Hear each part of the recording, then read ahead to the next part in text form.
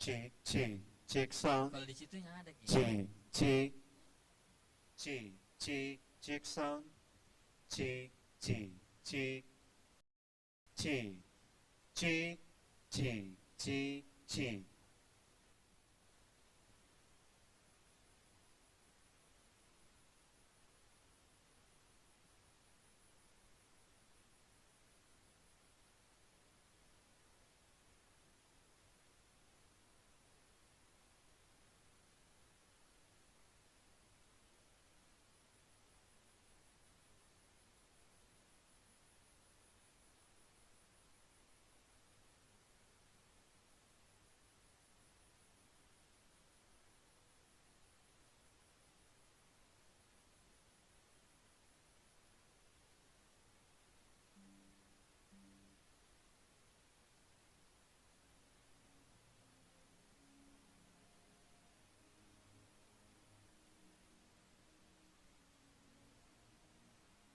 Disinilah para anggota Dewan DPRD Kota Makassar bekerja melaksanakan tugas pokok dan fungsinya selaku legislator antara lain. 1. Fungsi legislasi.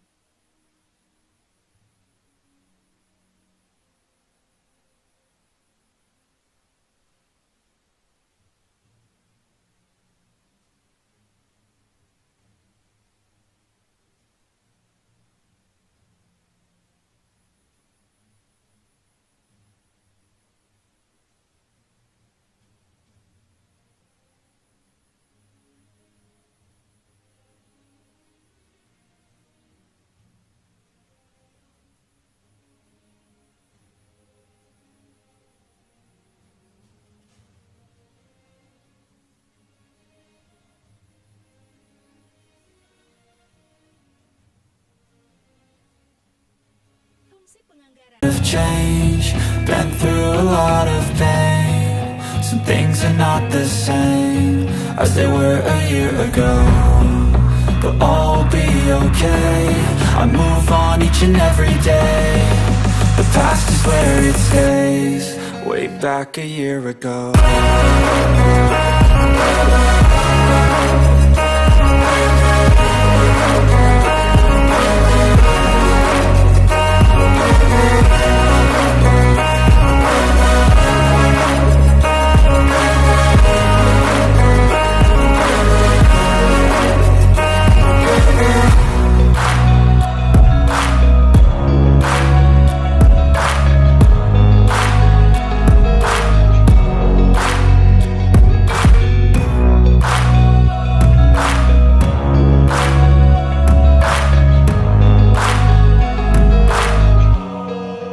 Back a year ago.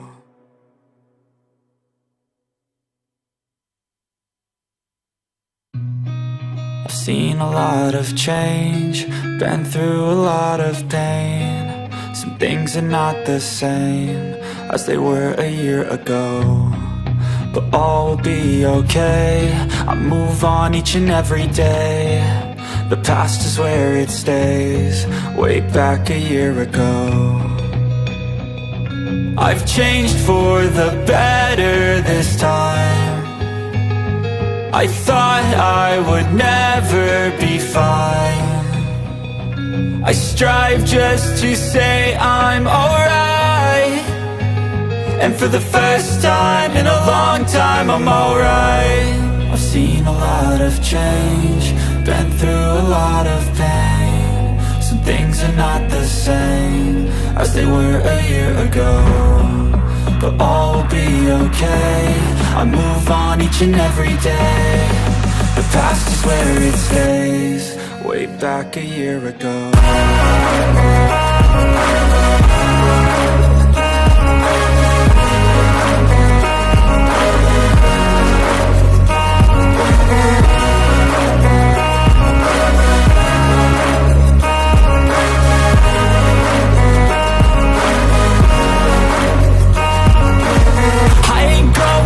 I'm not falling. I'll push all my chips and call all in. I'll bet on myself, you keep stalling. I hear destiny and it's calling.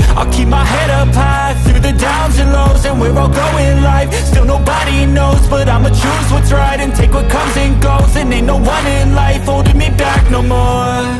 I've seen a lot of change, been through a lot of pain. Some things are not the same as they were a year ago, but all will be okay. I move on each and every day. The past is where it stays, way back a year ago.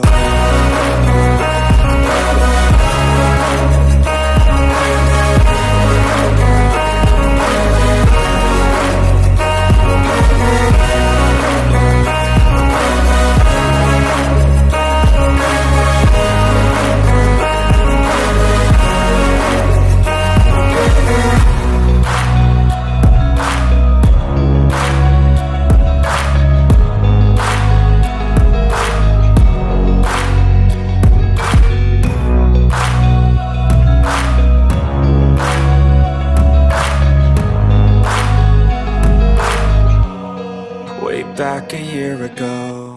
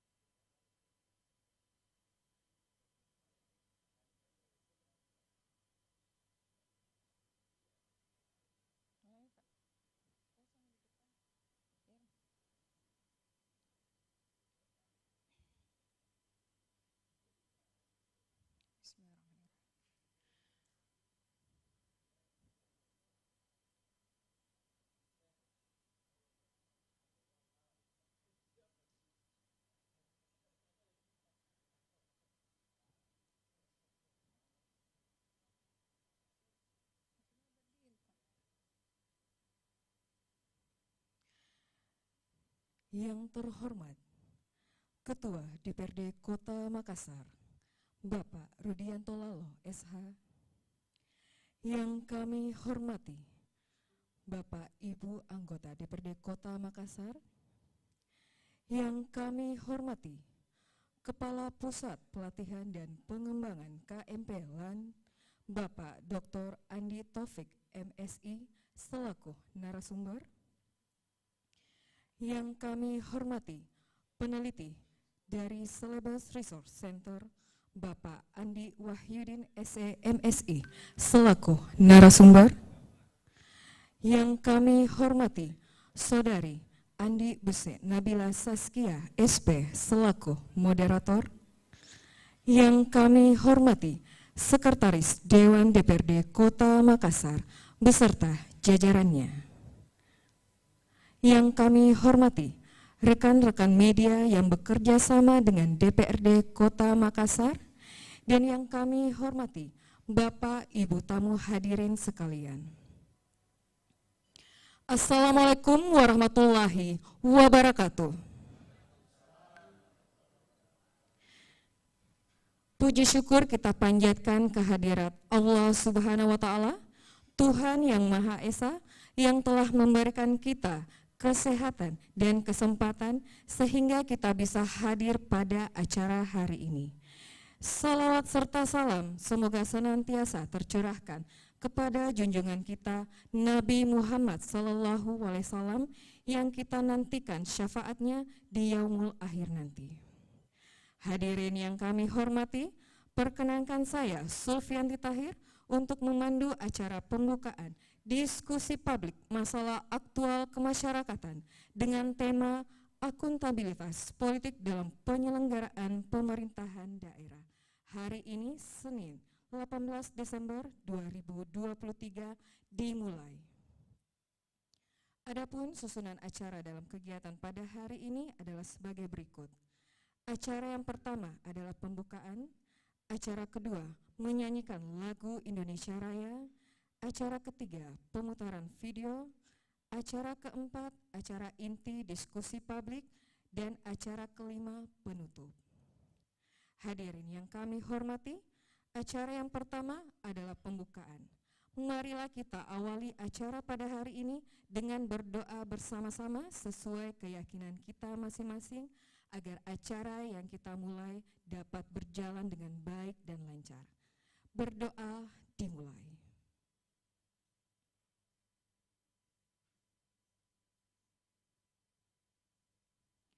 Selesai. Selanjutnya menyanyikan lagu kebangsaan Indonesia Raya. Hadirin dimohon berdiri.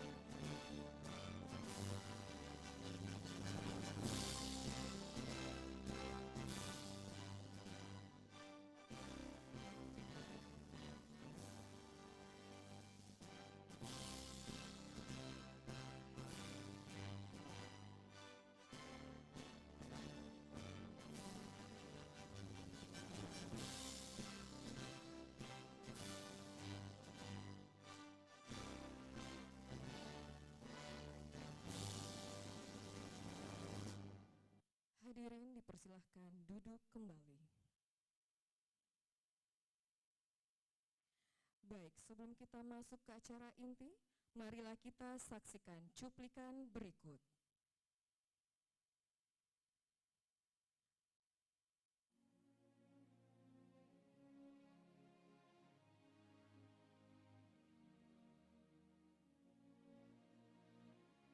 Disinilah para anggota Dewan DPRD Kota Makassar bekerja melaksanakan tugas pokok dan fungsinya selaku legislator antara lain. 1. Fungsi legislasi.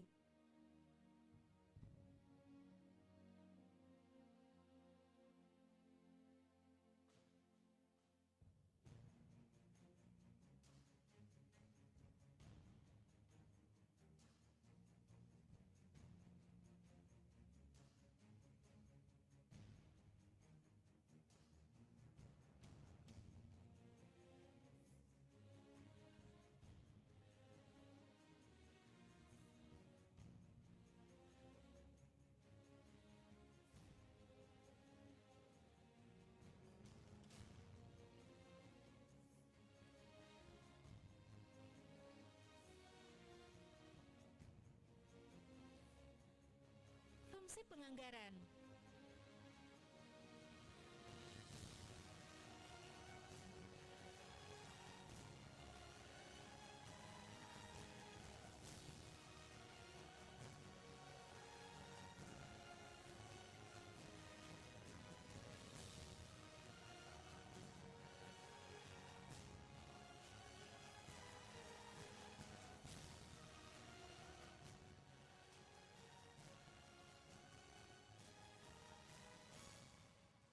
Fungsi pengawasan.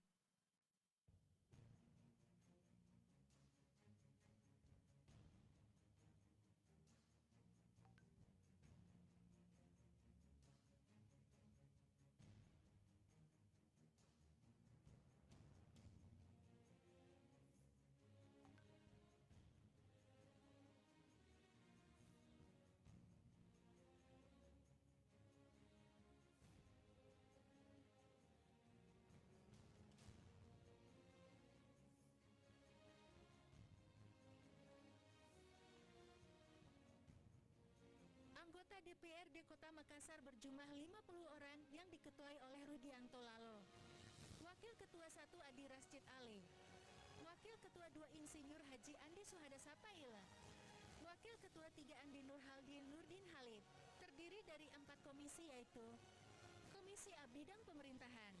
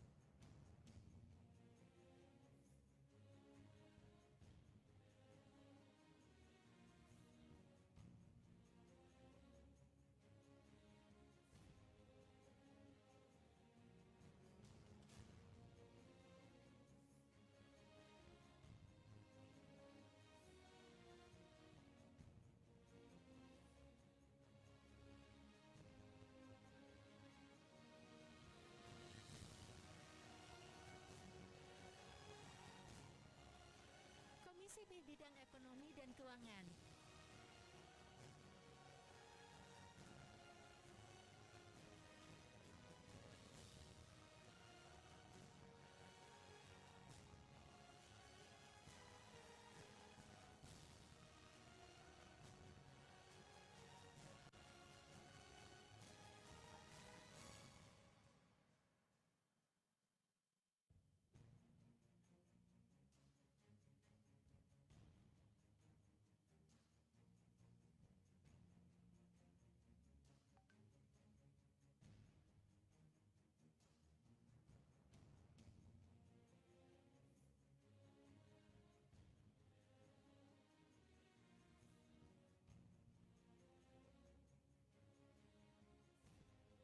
Komisi C Bidang Pembangunan,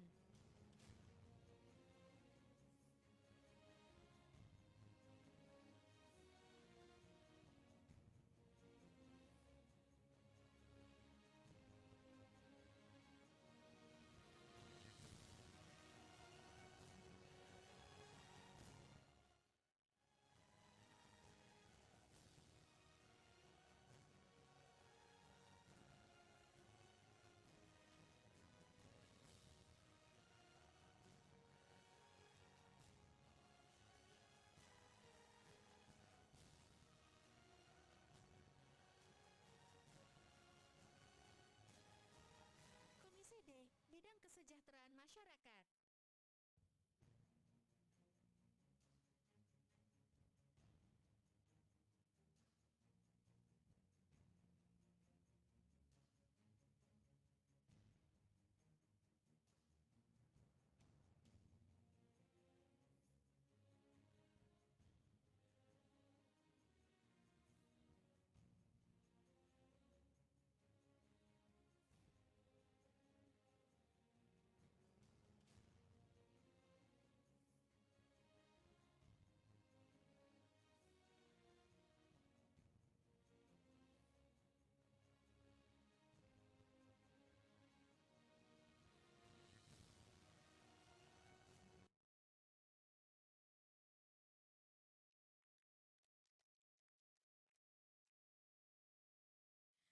Hadirin yang kami hormati, marilah kita memasuki acara inti diskusi publik masalah aktual kemasyarakatan dengan tema akuntabilitas politik dalam penyelenggaraan pemerintahan daerah. Dan acara ini akan dipandu langsung hingga akhir oleh moderator kita, Saudari Andi Buse Nabila Saskia SP. Saya Sulfianti Tahir mengucapkan terima kasih atas perhatiannya. Wabillahi taufiq wal hidayah. Wassalamualaikum warahmatullahi wabarakatuh.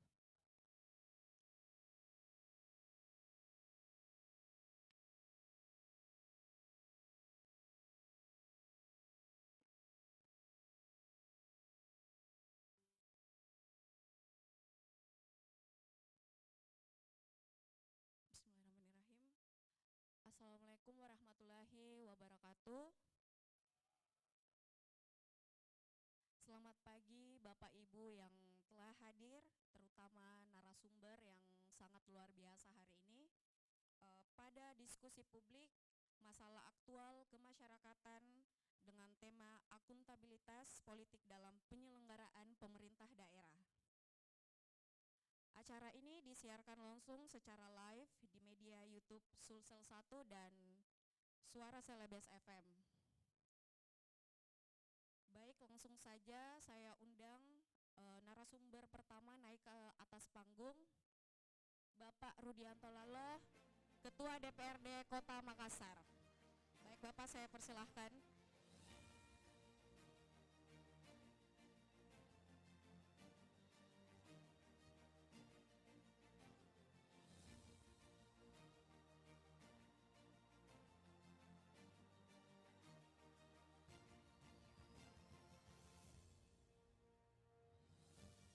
Saya undang narasumber kedua, Bapak Dr. Andi Taufik, MSI, Kepala Puslatbang KM Pelan.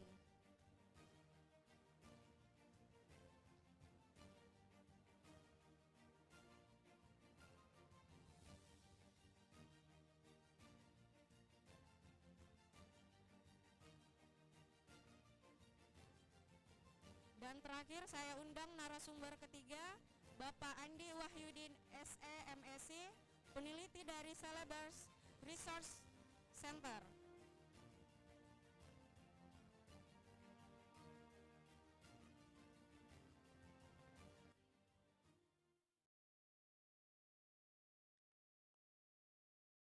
Baik, terima kasih sudah hadir di tengah-tengah kita, narasumber kita hari ini. Hal utama dalam menjamin penyelenggaraan pemerintahan yang baik adalah transparansi sebagai wujud akuntabilitas, di mana transparansi merupakan instrumen yang paling penting untuk menilai kinerja, serta merupakan persyaratan kunci bagi semua dimensi akuntabilitas lainnya. Untuk pembahasan lebih detail terkait tema hari ini, saya persilahkan narasumber pertama, Bapak Rudianto Laloh. Silahkan Pak.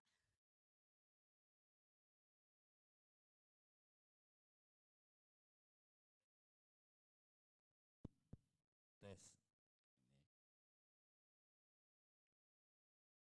Ini menarik ini, silangsungan. Bismillahirrahmanirrahim. Assalamualaikum warahmatullahi wabarakatuh. Saya hormati tentu para narasumber kita, ada Ketua LAN dan ada dari peneliti dari CRC, moderator, para peserta diskusi publik, Pak Sekwan beserta jajaran, dan tentu saja rekan-rekan jurnalis yang hari ini menjadi saksi ya, yang akan menyiarkan, yang akan mempublikasikan kegiatan kita hari ini. Dan kegiatan ini adalah merupakan bentuk pertanggungjawaban juga, akuntabilitas politik juga sebenarnya, karena ada keterbukaan dari anggota DPR terkait dengan kinerjanya selama 1 tahun terakhir. Saya mau menyampaikan begini, kegiatan ini yang dilaksanakan oleh Sekretariat DPRD, kalau tidak salah kegiatan ini sudah kedua kalinya, dan ini saya kira sebagai pimpinan DPR sangat mengapresiasi. Ini saya kira ada pertanggungjawaban kepada publik terhadap 1 tahun terakhir kinerja DPR seperti apa. Memang kami di DPR hari ini tanpa bermaksud membandingkan, ada perubahan besar perubahan besar yang terjadi di DPR tentu saja berkenaan dengan wewenang, fungsi dan tugas sebagai DPR. Kalau di DPR periode sebelumnya lebih banyak kegiatannya pada fungsi pengawasan semata dan tentu saja serap aspirasi reses, hari ini di DPR malah bertambah kegiatan-kegiatan itu. Malah kita mengadopsi kegiatan DPR RI, lembaga DPR pusat, turun ke DPRD Kota Makassar terkait dengan misalkan fungsi pengawasan. Sekarang ini sudah di DPR sudah ada istilah kunjungan dapil, ya kan? Kalau pengawasan selama ini dimaknai dengan monitoring evaluasi dilaksanakan melalui rapat-rapat. Karena sesungguhnya anggota DPR itu pekerjaannya adalah rapat, Pak. Dia rapat-rapat aja kerjanya. Nah ini 2 tahun terakhir ini, 3 tahun terakhir ini, fungsi pengawasan itu tidak hanya dimaknai melalui rapat-rapat, melalui monitoring evaluasi, tetapi juga langsung sidak, kunjungan dapil. Misalkan saya kemarin kunjungan dapil di Lekang, di kampung saya, tahun ini ada anggaran kurang lebih 1 miliar, anggaran lapangan sepak bola, perbaikan dan untuk sarana olahraga.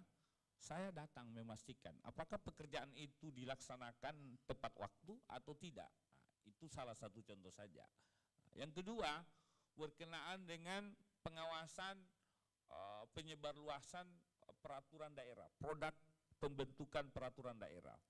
Kita di DPR dulu boleh dikata kita menyebarluaskan peraturan DPR ini kan tidak semua rakyat tahu, Pak. Sementara bicara regulasi aturan, ketika dia sudah diundangkan sebuah produk perda, maka masyarakat Makassar harus dianggap tahu, Pak. Nah, siapa yang bertugas mensosialisasikan itu? Menurut saya bukan hanya tugasnya kekuasaan eksekutif, dalam hal ini pemerintah kota, tetapi juga menjadi tugas, saya maknai menjadi tugas DPR, karena DPR yang membuat, maka dia pula lah yang harus menyampaikan, menyebarluaskan kepada masyarakat bahwa tahun ini kita ada perda tentang kota layak anak misalkan, perda tentang penyelenggaraan pendidikan misalkan. Ini semua harus kita sebarluaskan. Ini salah satu kegiatan yang menambah kemudian aktivitas DPR. Yang ketiga, konsultasi publik. Sebelum dia menjadi peraturan daerah, maka semua stakeholder kita panggil. Apakah perda tentang kota layak anak ini layak kita bikin atau tidak misalkan. Nah, ini semua adalah kegiatan-kegiatan yang pesertanya kebetulan konstituen, rakyat Makassar. Jadi tujuan kita, masyarakat bisa dekat dengan wakil rakyatnya. Bayangkan saja kalau kegiatan sosper sampai 20 kali, kegiatan konsultasi publik, kunjungan dapil itu digabung, ditambah dengan turun lapangan reses, maka intensitas bertemunya wakil rakyat dengan rakyatnya itu intens, Pak. Menambah kuantitasnya. Apa tujuannya? Tujuannya supaya rakyat bisa berkeluh kesah, bisa curhat, bisa menyampaikan aspirasi kepada anggota DPR. Nah, karena dulu ada adagio mengatakan bahwa itu anggota DPR ketika terpilih dia selalu lupa sama konstituennya, lupa sama rakyatnya. Dulu kan seperti itu anggapan orang. Sekarang ini rasa-rasanya tidak bisa lagi. Kenapa? Karena anggota dewan setiap saat bisa kumpulin dia punya masyarakat, konstituennya. Dan itu menurut saya sesuai dengan tema kita hari ini, akuntabilitas politik. Bicara akuntabilitas, tentu orang bicara pertanggungjawaban, Pak. Apa sih anggota DPR, apa sih Rudi Lalo yang sudah dibuat 1 tahun terakhir misalkan. Dia harus dipertanggungjawabkan kepada publik dan politik, kepada rakyatnya. Apalagi dia disumpah, sumpah jabatan anggota dewan itu bahwa saya akan memperjuangkan aspirasi rakyat yang saya wakili. Siapa yang wakili? Ya tentu masyarakat yang memilihnya dia di daerah pemilihan. Nah, diskusi ini saya kira menjadi pengantar bagi kita semua. Kita mau lihat datanya CRC sebenarnya. Seperti apa sih data yang dimiliki peneliti kita dari CRC ini? survei kepuasan Mas ya. Survei persepsi masyarakat terhadap kinerja DPRD. Nah, ini menarik ini Pak Sekwan. Kita mau tahu sebenarnya bagaimana surveinya. Baru kita bisa komentari nih. Kalau kalau surveinya di bawah, misalkan di bawah tidak baik atau apa kurang, maka itu menjadi catatan kita. Berarti kegiatan-kegiatan yang berkenaan melibatkan banyak orang ini menurut saya perlu dievaluasi. Tapi kalau kinerja DPR bagus, maka mungkin itu karena salah satu penyebabnya karena intensitas bertemunya rakyat dengan wakil rakyat makin meningkat. Saya kira itu pengantar, nanti kita diskusi lebih lanjut. Terima kasih. Assalamualaikum warahmatullahi wabarakatuh.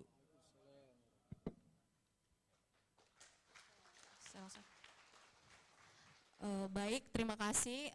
Tadi adalah pengantar dari Bapak Rudianto Lalo. Saya langsung mempersilahkan narasumber kedua kepada Bapak Andi Wahyudin, SMSI, peneliti dari CRC. Saya persilahkan Pak. Terima kasih. Baik, bismillahirrahmanirrahim. Assalamualaikum warahmatullahi wabarakatuh. Puji syukur kita panjatkan kehadirat Allah Subhanahu wa taala, Tuhan yang Maha Kuasa.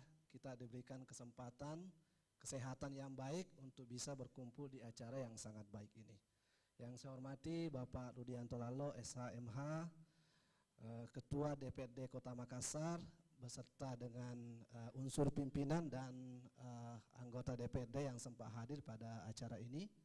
Yang saya hormati Bapak Dr. Andi Taufik, MSI, Kepala Puslatbang KMP LAN Makassar, mentor sekaligus pimpinan saya di LAN Makassar.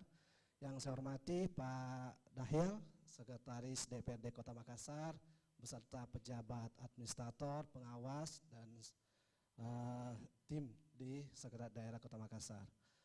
Bapak undangan, Bapak Ibu undangan, kegiatan beserta rekan-rekan media yang sempat hadir pada saat ini.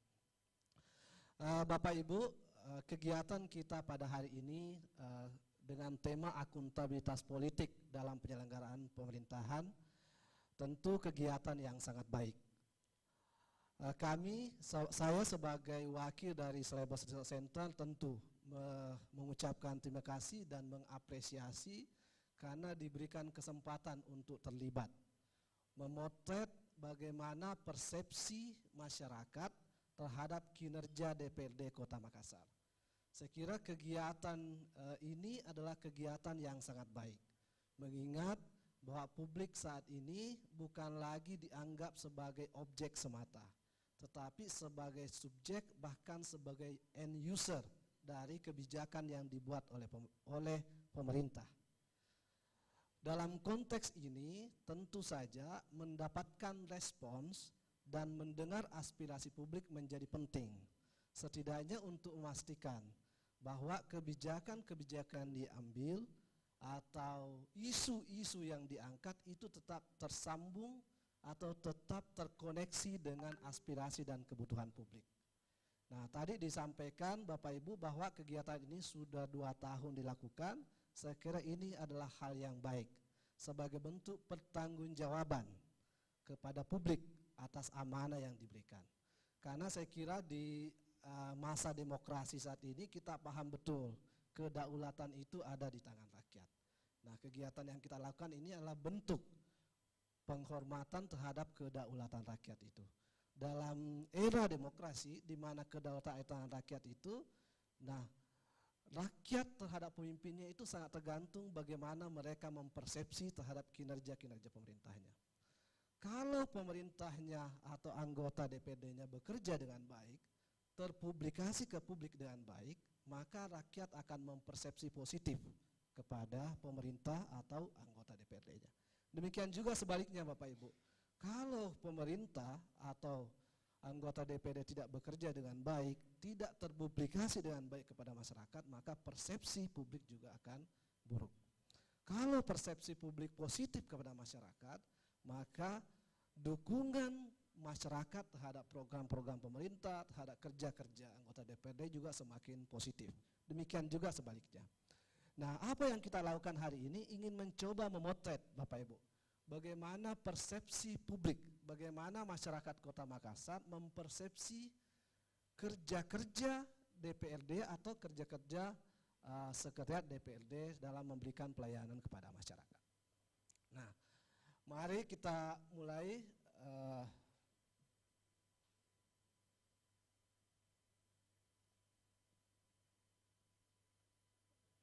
Bisa dibantu next slide, dibantu.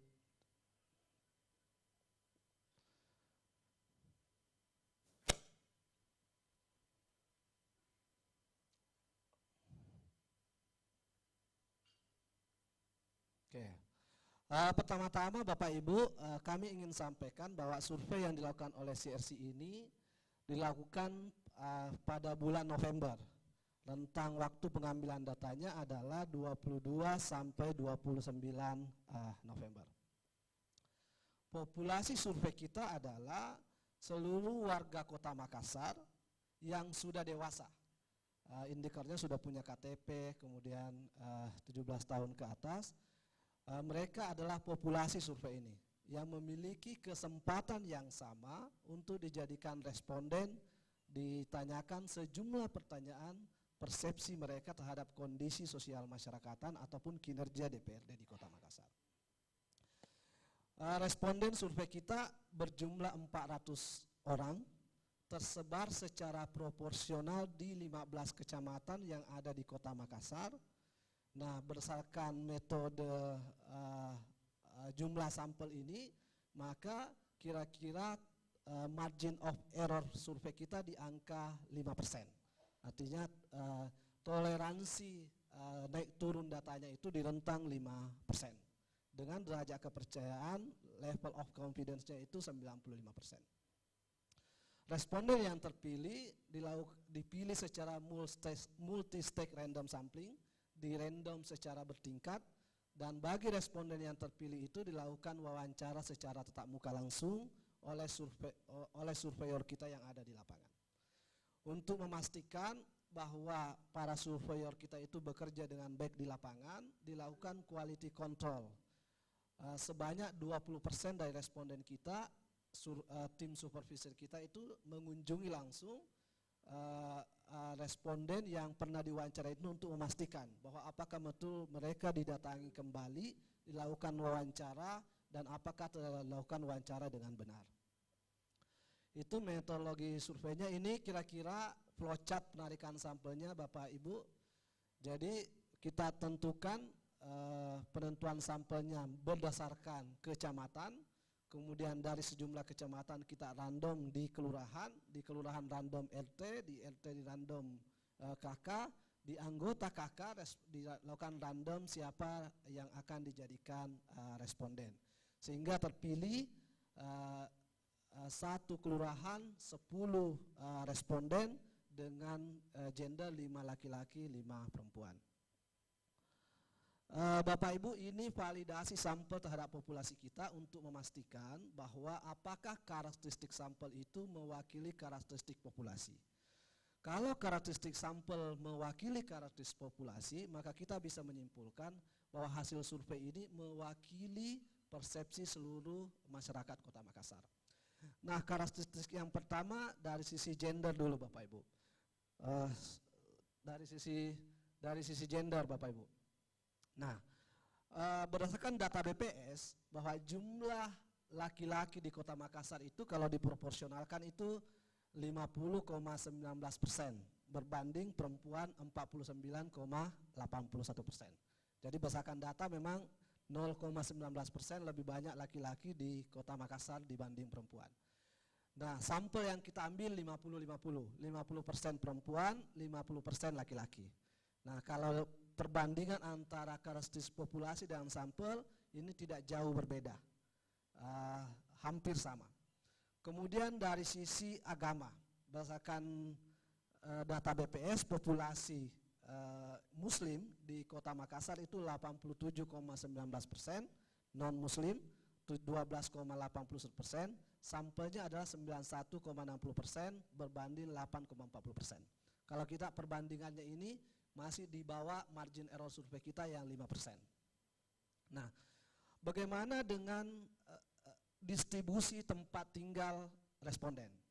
Nah, kalau kita lihat antara distribusi populasi dan distribusi sampelnya juga tidak jauh berbeda. Misalnya di Biringkanaya itu populasinya itu 14,7% dari seluruh penduduk Kota Makassar, sampel kita 14,5%. Demikian juga di Tamalate, 12,7 populasinya, sampel kita 12,6.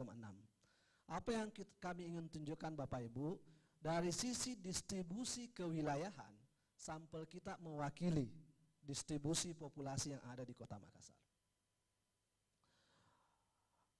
Berikutnya profil responden, ini kira-kira Bapak Ibu dari sisi agama, kemudian dari sisi usia,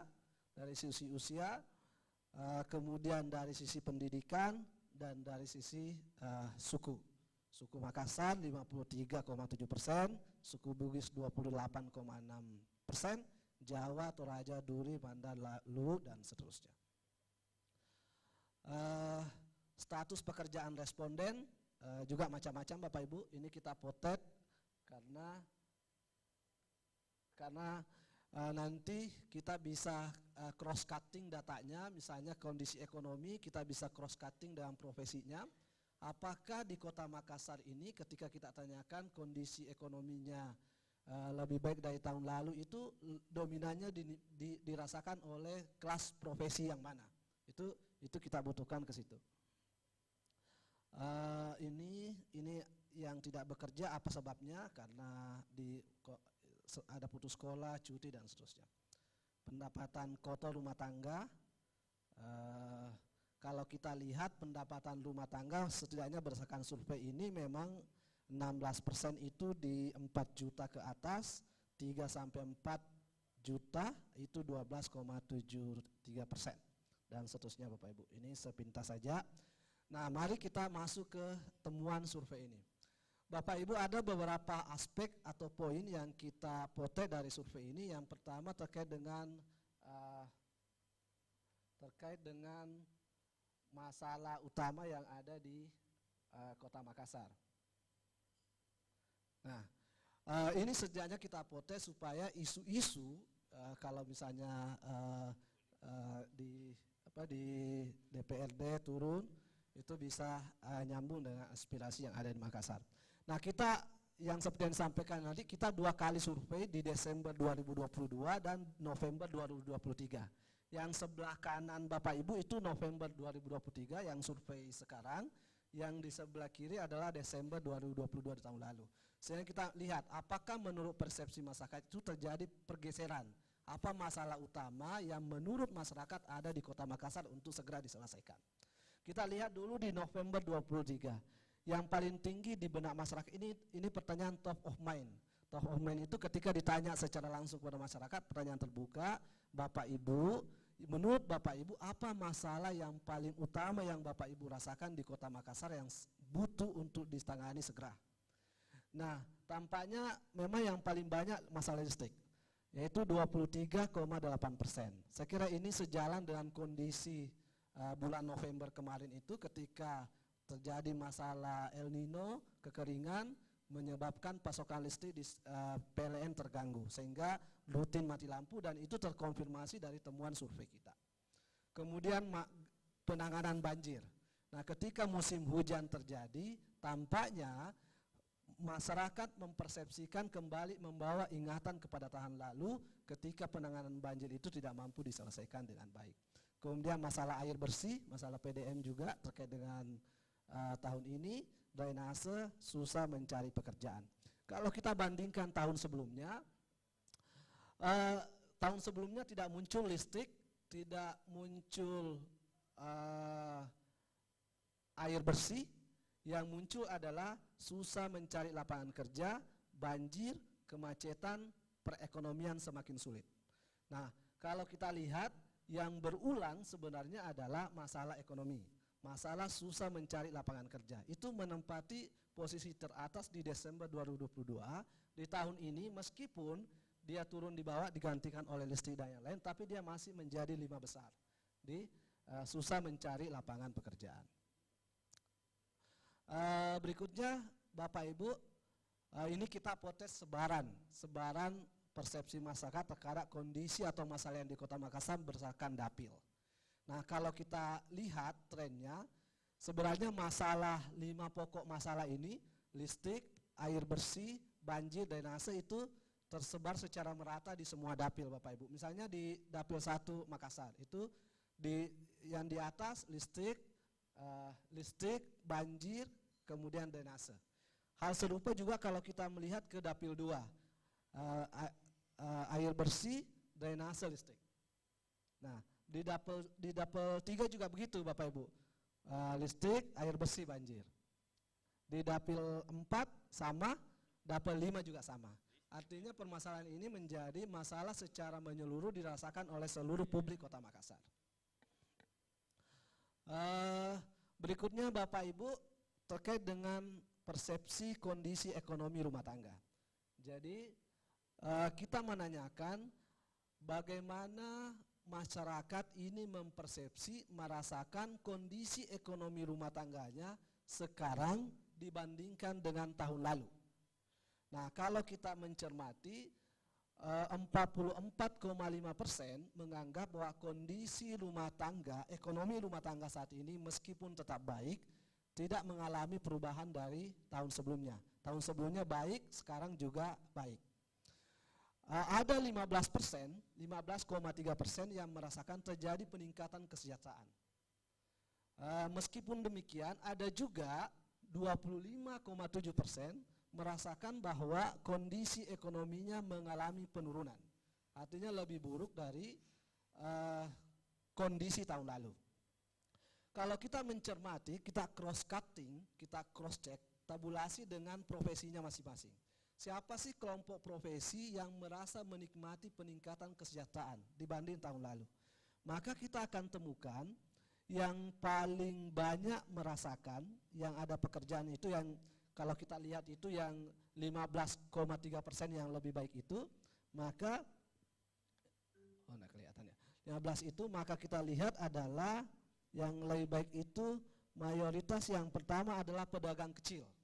Pedagang kecil 13,9%. Kemudian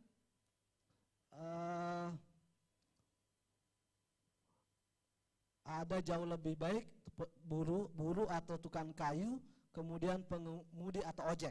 Jadi ada 2 yang persentasenya jauh lebih baik, yaitu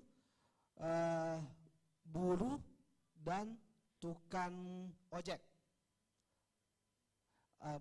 Belum ini, masih yang pertama. Tukang ojek. Nah, kalau kita lihat, setidaknya saya ingin melihat bahwa perbaikan ekonomi Kota Makassar ini mulai dari bawah dulu, dinikmati oleh golongan kecil ke bawah. Kalau kita lihat ketika misalnya pasca pandemi, usaha-usaha pembangunan kembali jalan, orang mulai membangun bangunan, jalan dan seterusnya. Nah, itu menjadi berkah bagi kesejahteraan bagi tukang batu, tukang bangunan, sehingga merasa bahwa terjadi efek peningkatan kesejahteraan kepada mereka. Di samping juga tukang ojek, kemudian perilaku hidup masyarakat lebih suka GoFood dan seterusnya, itu membawa peningkatan efek kesejahteraan bagi profesi pengemudi, ojek, sopir dan seterusnya. Berikutnya Bapak Ibu, kita juga minta persepsi masyarakat terhadap ekonomi Kota Makassar. Kalau yang pertama tadi mereka mempersepsi ekonomi rumah tangganya, yang kedua ini adalah mereka mempersepsi perekonomian Kota Makassar secara keseluruhan. Kalau kita lihat datanya adalah 34,4% menganggap bahwa ekonomi Kota Makassar tetap baik meskipun masih sama dengan tahun sebelumnya, dan 21,5% menganggap perekonomian Makassar lebih baik dari tahun sebelumnya. Ada juga yang menganggap lebih buruk, yaitu 23%. Kalau kita bandingkan antara pertanyaan yang pertama dan pertanyaan kedua tadi, kalau kita minta mereka merespon ekonomi rumah tangganya di-compare dengan ekonomi Kota Makassar, tampaknya ada linearitas. Ketika ekonomi Makassar membaik, itu memberikan efek kepada ekonomi rumah tangga. Begitupun sebaliknya, meskipun tampaknya yang banyak mempersepsi manfaat dari perbaikan ekonomi Makassar kalau kita compare dengan profesinya itu di ekonomi yang dibawa. Pedagang besar, kontraktor besar tampaknya belum sesignifikan manfaat kesejahteraan yang diperoleh oleh profesi-profesi kecil di bawah. Nah, berikutnya Bapak Ibu, pertanyaan berikutnya adalah terkait dengan persepsi publik terkait kondisi infrastruktur atau isu sosial yang ada di Kota Makassar. Misalnya kondisi jalan raya. Bagaimana publik mempersepsi kondisi jalan raya di Kota Makassar? 77,8 mempersepsi baik, 2,8 sangat baik, masih ada 17,5 mempersepsi buruk. Kondisi jalan lorong juga begitu, kondisi tempat ibadah begitu, dan seterusnya.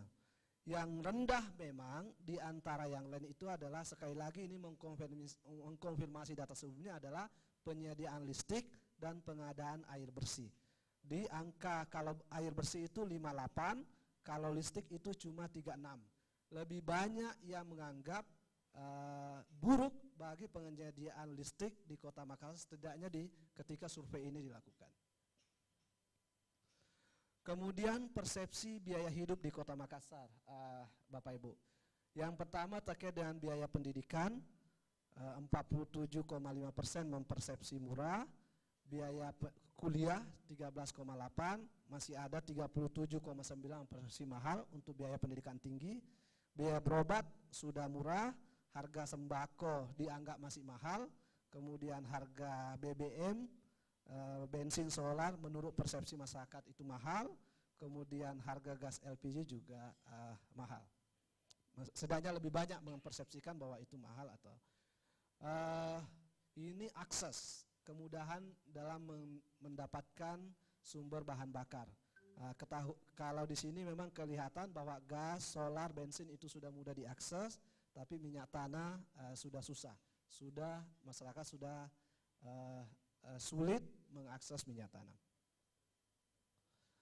Berikutnya, aspek yang kedua yang kita potret adalah kepuasan masyarakat terhadap layanan Sekretariat DPRD Kota Makassar. Nah, ini yang kita potret adalah orang-orang yang pernah berkunjung atau mendapatkan layanan di Sekretariat DPRD Kota Makassar. Memang kita tanyakan bahwa dalam 1 tahun terakhir ini, apakah Bapak Ibu pernah berkunjung untuk mendapatkan layanan di Sekretariat Daerah Kota Makassar?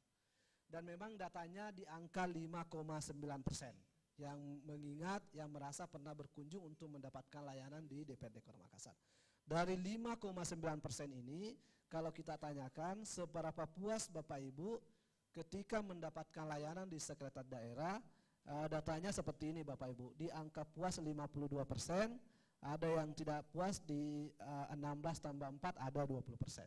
Sisanya 27,50% tidak mampu memberikan penilaian.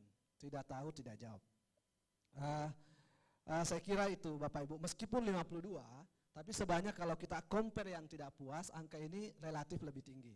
Karena di yang tidak puas itu 16,30, sangat tidak puas 4,30. 27-nya itu yang belum bisa memberikan penilaian.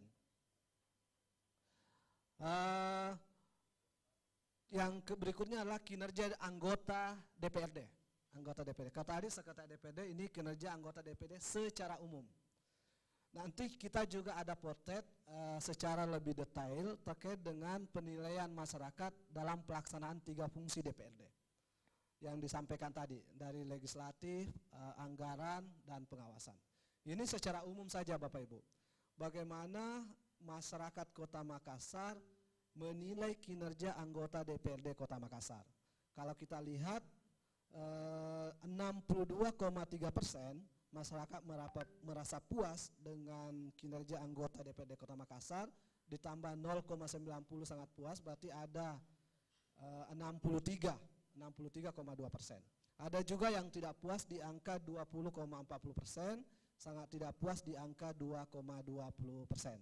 Nah, kira-kira ini kalau data ini, maka PR kita adalah di 20,22% itu Pak Ketua, izin.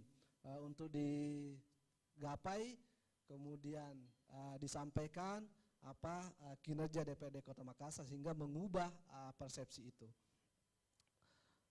Ini sebaran kecamatannya juga kita buat sehingga kita bisa lihat dan memang tampaknya terdistribusi secara merata. Berikutnya Bapak Ibu yang terakhir terkait dengan penilaian kinerja DPRD dalam pelaksanaan 3 fungsi tadi.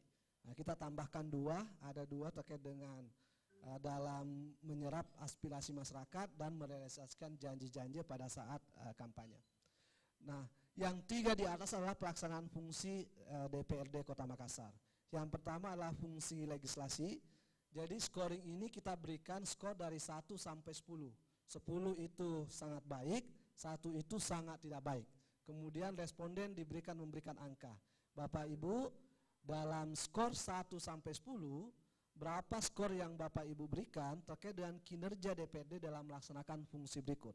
1 fungsi legislasi, 2 fungsi anggaran, dan 3 fungsi pengawasan. Ditambah 2 aspek yaitu DPRD Kota Makassar dalam menyerap aspirasi Kota Makassar dan merealisasikan janji-janji pada saat kampanye pemilihan sebelumnya. Hasilnya ini Bapak Ibu,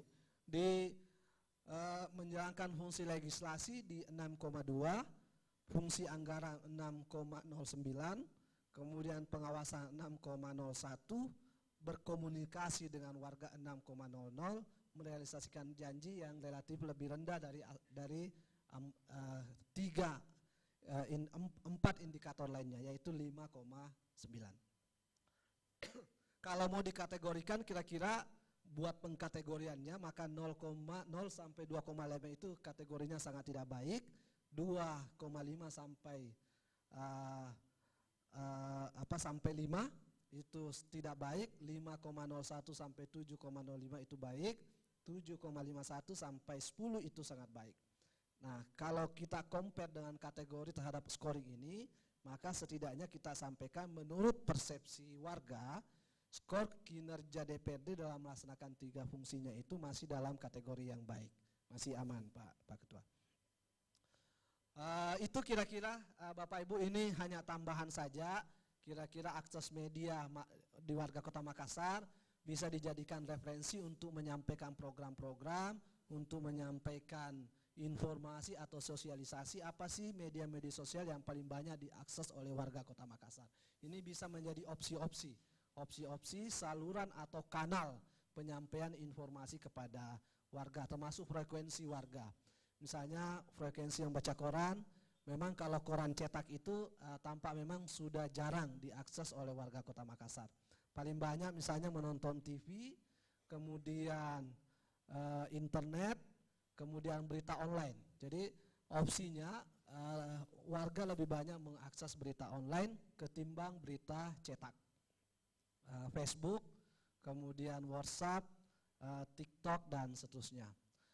Itu kira-kira Bapak WhatsApp Pak, hampir semua kayaknya pakai Pak. Demikian Pak Ketua, Bapak Ibu sekalian, temuan survei kita. Apa yang kita sampaikan ini murni persepsi publik dalam merespon isu-isu sosial kemasyarakatan dan kinerja anggota DPRD Kota Makassar. Sekian, wabillahi taufiq wa hidayah, wassalamualaikum warahmatullahi wabarakatuh.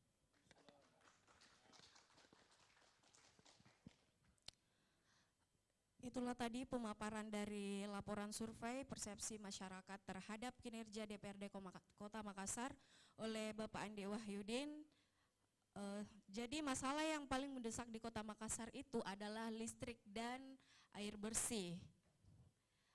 Jadi kinerja dalam DPRD dalam melaksanakan fungsi-fungsinya masuk dalam kategori baik. Untuk narasumber selanjutnya saya persilahkan Bapak Dr. Andi Taufik, MSI.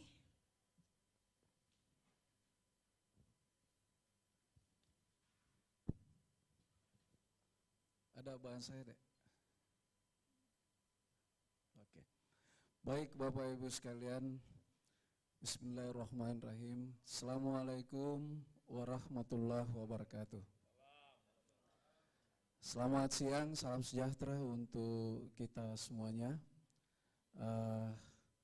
Yang kami hormati Bapak Rudianto, Ketua DPRD Kota Makassar, selaku narasumber, juga Saudara Andi Wahyudin dan moderator, Pak Dahyal, Sekretaris DPRD, dan beserta seluruh jajarannya, kawan-kawan dari peserta dari ASN ya, Pemerintah Kota Makassar, dan juga lebih khusus ya kawan-kawan media yang juga turut hadir ya bersama-sama dengan kita di forum yang luar biasa ini.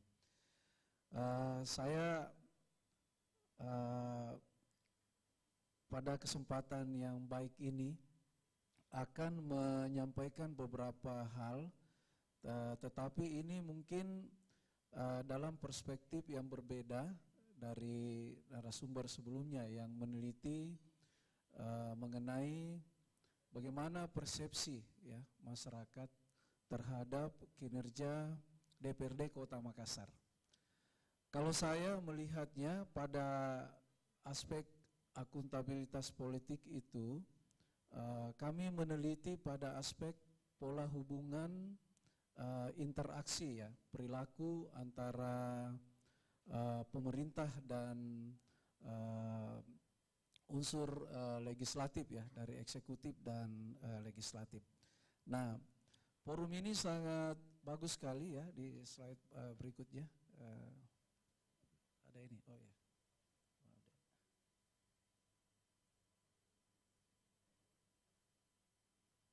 Saya langsung ke sini aja ya.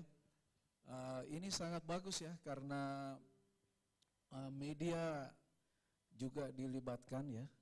Saya rasa dalam konsepsinya Mulgan, masalah akuntabilitas itu bisa dilihat dari setidaknya dua hal ya, melalui mekanisme pemilu dan juga akuntabilitas politik itu dilihat dari perspektif media.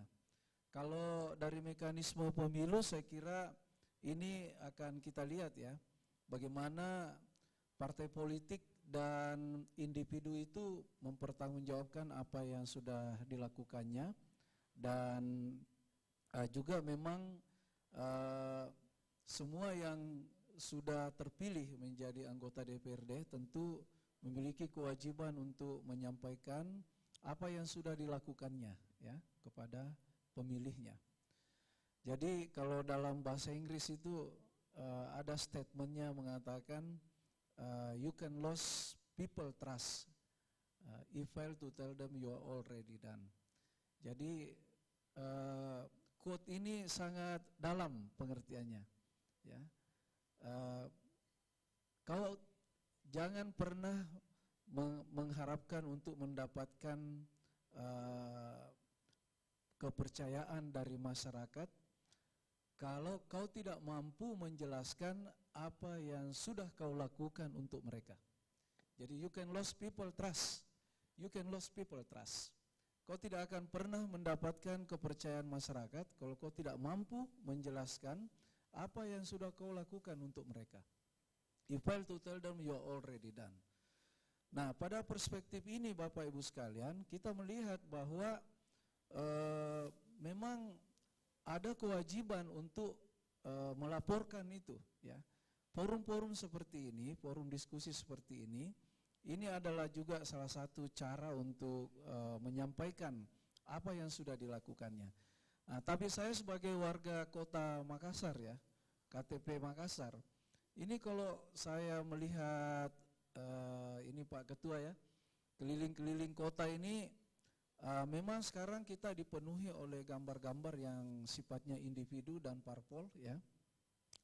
Tetapi sebenarnya yang paling penting bagi masyarakat itu adalah apa yang sudah dikerjakan ini ya. Seharusnya yang banyak balihonya di jalan itu adalah misalnya before after.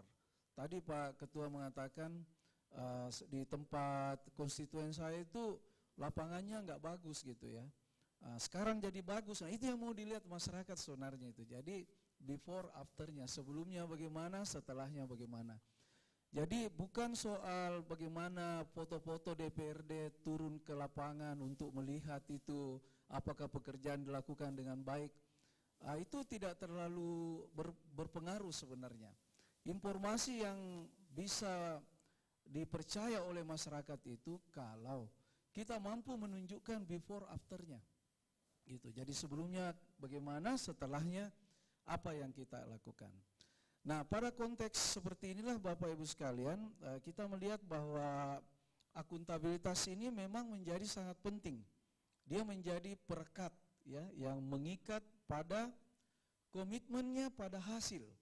Jadi kalau kita bicara political accountability, kebetulan disertasi saya itu adalah political accountability ya.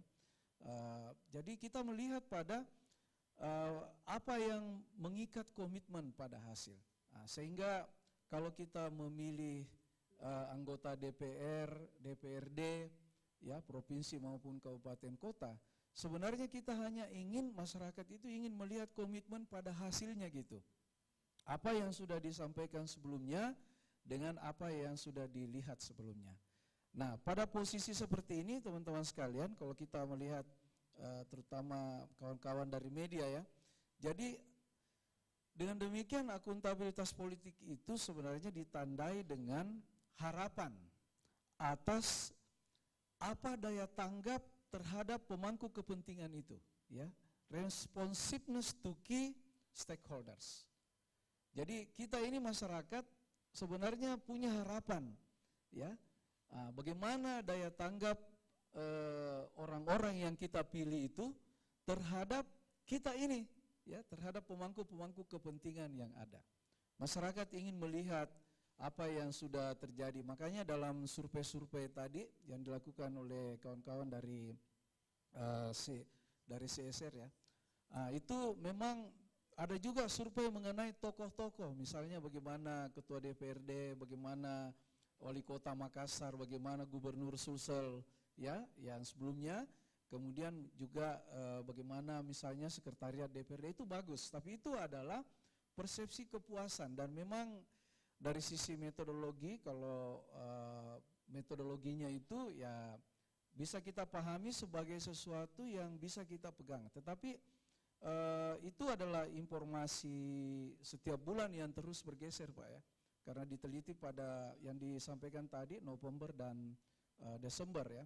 Nah, kalau saya melihatnya, apakah bagaimana interaksi sebenarnya yang perlu dilihat itu adalah siapa yang paling accountable, apakah eksekutif atau legislatif.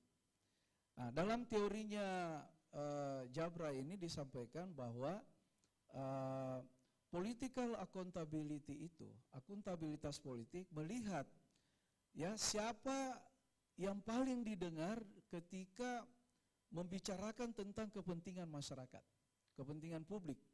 Ketika DPRD akan melahirkan perda ataupun peraturan-peraturan lainnya yang terkait dengan kepentingan publik, itu kita melihatnya siapa yang paling dominan di situ.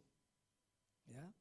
Kalau DPRD menghasilkan banyak perda, banyak regulasi, dan itu merupakan keinginan DPRD yang kuat, maka akuntabilitas politik itu tinggi, menurut teorinya.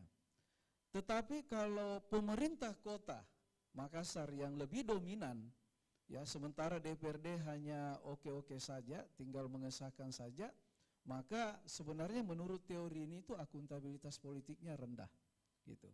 Nah, kita belum meneliti di Kota Makassar ini, ya. Kalau saya menelitinya di Samarinda, waktu itu saya bertugas di sana di Kota Samarinda, itu memang melihat bahwa ternyata bahwa dari pola interaksi itu kita partisipasi di situ, merekam, kemudian melihat bagaimana kualitas komunikasi yang terjadi. Itu memang ternyata akuntabilitas politik itu masih rendah di sana, ya. Karena kenapa? Karena lebih banyak keinginan pemerintah itu disetujui oleh DPRD dan hanya sedikit saja dari keinginan DPRD yang dimasukkan di dalam proses itu. Nah, teman-teman yang saya hormati, Bapak Ibu, kalau kita melihat di sini, akuntabilitas ini di mana delegated authority, ya, penerima dan pemegang mandat dari publik itu seharusnya bertanggung jawab gitu ya, menjawab pertanyaan. Nah, inilah yang dilakukan dengan sangat baik sebenarnya oleh kawan-kawan di DPRD Kota Makassar, ya. Teman-teman di DPRD ini di bawah kepemimpinan Pak Rudianto Lalo itu sudah, beliau tadi menyampaikan 2 tahun terakhir ini kita sudah melakukan perubahan strategi. Jadi tidak lagi hanya sekedar hanya ingin menyampaikan, tetapi kita melihat, ya. Jadi kalau di dalam perspektif kebijakan ini yang kita sebut dengan evidence based policy, ya. Jadi kebijakan-kebijakan yang berbasis bukti di lapangan.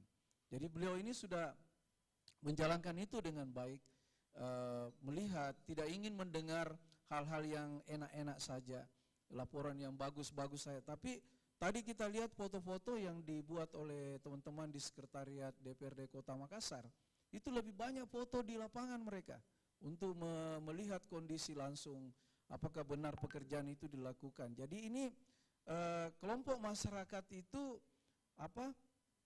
ini kita karakteristik kota, ya. Jadi dinamikanya itu complicated, karena itu memang hal-hal yang penting ini menjadi ukuran kita. Kawan-kawan yang saya hormati, saya percepat saja ya, karena waktu kita terbatas.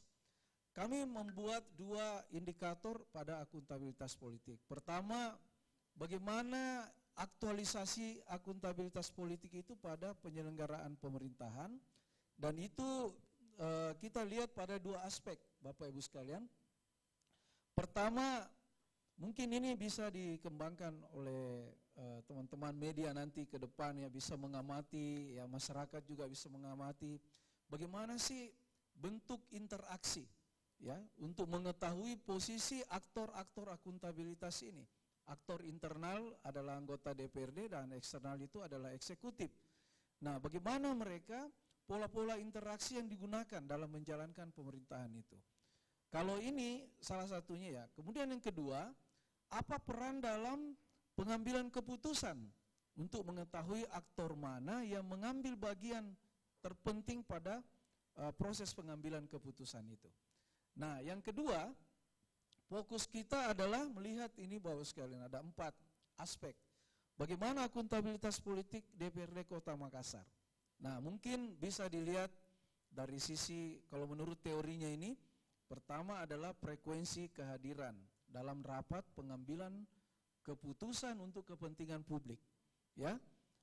Pak Ketua tadi menyampaikan di bawah bahwa saya ini membatalkan kegiatan Pak untuk menghargai forum ini, tetapi kawan-kawan saya sekarang sedang berada di lapangan, ya. Nah, itu di lapangan, tetapi yang perlu dilihat nanti ke depannya ini adalah kehadiran di bukan masa resesnya, tapi kehadiran pada saat proses diskusi itu terjadi, ya. Apakah anggota DPRD ini hadir atau dia hanya beberapa orang saja atau merasa tidak penting, ya. Itu tadi beliau mengatakan bahwa persepsi yang keliru dari masyarakat setelah duduk kemudian dia melupakan konstituennya, itu tidak terbukti, ya.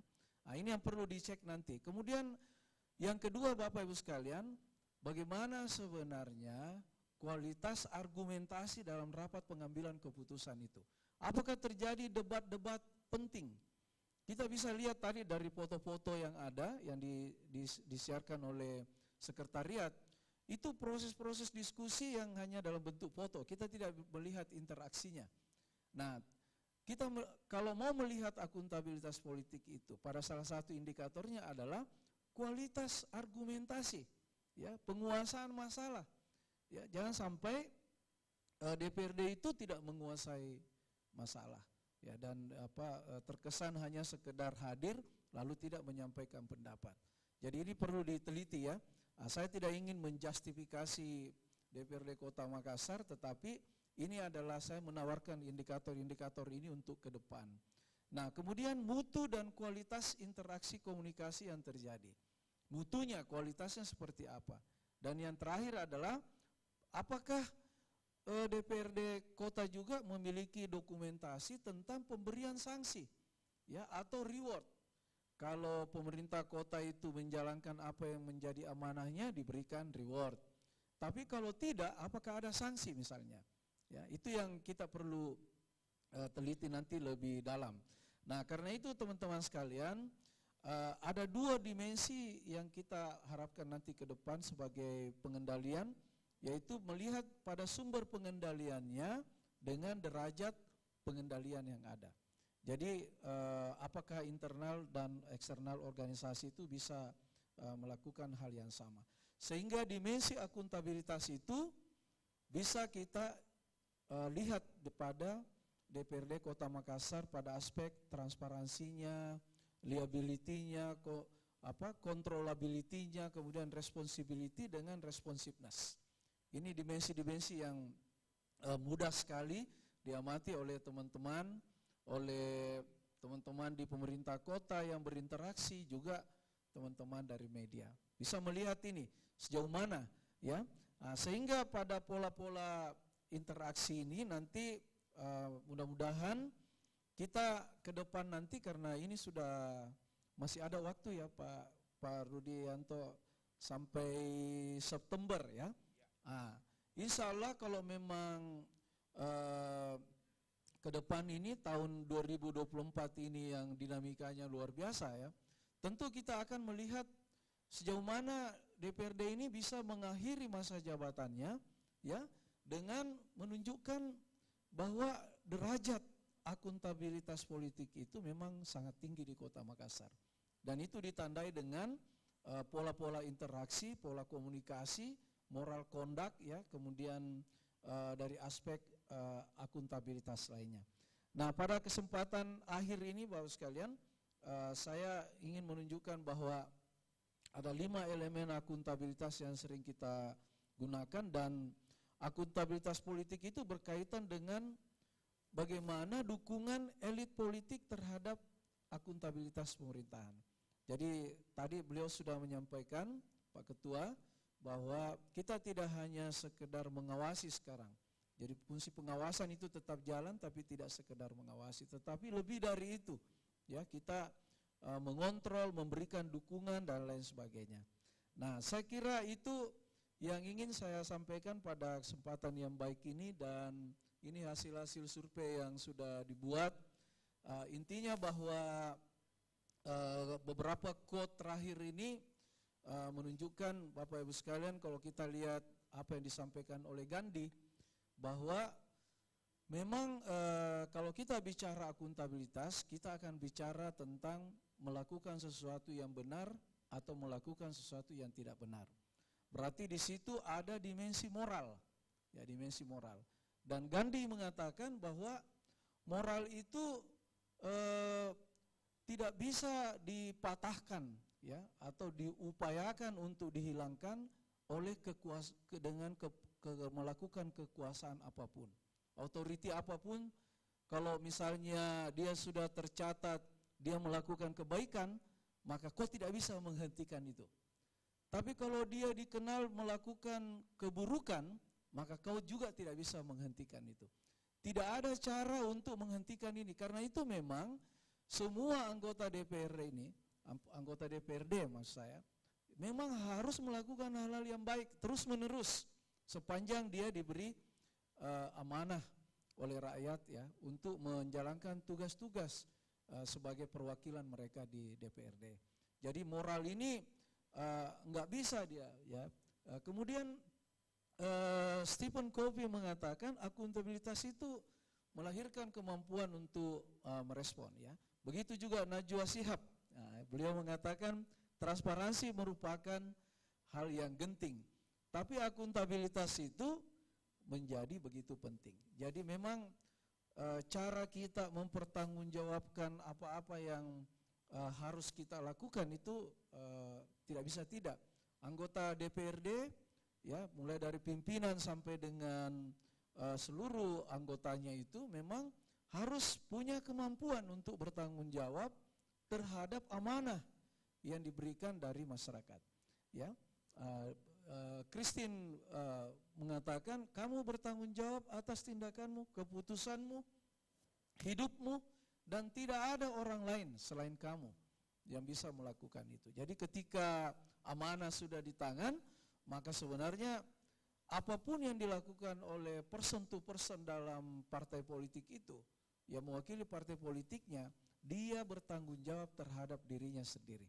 Tidak ada lagi urusan dengan partai di situ. Bahwa ketika dia melakukan sesuatu dari sisi moralitas itu bagus, maka dia akan tidak bisa digulingkan dan tidak bisa moralitas itu, kata Gandhi tadi, itu tidak perlu dicari karena memang dia ada, dan juga tidak perlu dipertahankan karena dia akan ada terus. Jadi tidak usah ada usaha-usaha tambahan untuk melakukan mempertahankan moralitas publik, ya, karena dicari pun dia tidak dicari pun dia akan datang, dipertahankan pun dia akan tidak bisa dilakukan apapun kecuali bahwa kita harus menjalankannya dengan baik. Nah itulah Bapak sekalian, karena itu Les Brown mengatakan, terima tanggung jawab atas hidupmu, ketahuilah bahwa kamulah yang akan membawamu ke tempat yang kamu inginkan, bukan orang lain, ya. Saya tanya tadi, Pak Ketua ini luar biasa ya, beliau sangat self confidence. Jadi memang seperti yang dikatakan oleh Les Brown ini, bahwa hidup itu, ya, kita yang akan membawa ke tempat yang kita inginkan. Jadi bukan orang lain, jangan tergantung kepada orang lain, kita lah yang punya usaha untuk melakukan itu. Kalau dalam Islam itu, kalau Ali bin Abi Thalib mengatakan, jika itu takdirmu, dia akan mencari jalan menemukanmu. Nah, jadi kalau ditakdirkan, Anda tidak usah berdebat lagi. Memang sudah itu takdirnya gitu. Kalau ditakdirkan jadi anggota DPR pusat, dijadikan anggota DPRD, itu sudah takdir gitu ya. Nah, dia akan mencari jalan menemukanmu. Tapi kalau Anda tidak punya usaha, tidak ada ikhtiar, jangan berharap takdir akan menemukan, karena kita tidak membuat jalan menuju ke sana. Ya, orang yang mau sarjana tapi tidak kuliah, ya tidak bisa ditakdirkan jadi sarjana karena dia tidak kuliah, gitu ya.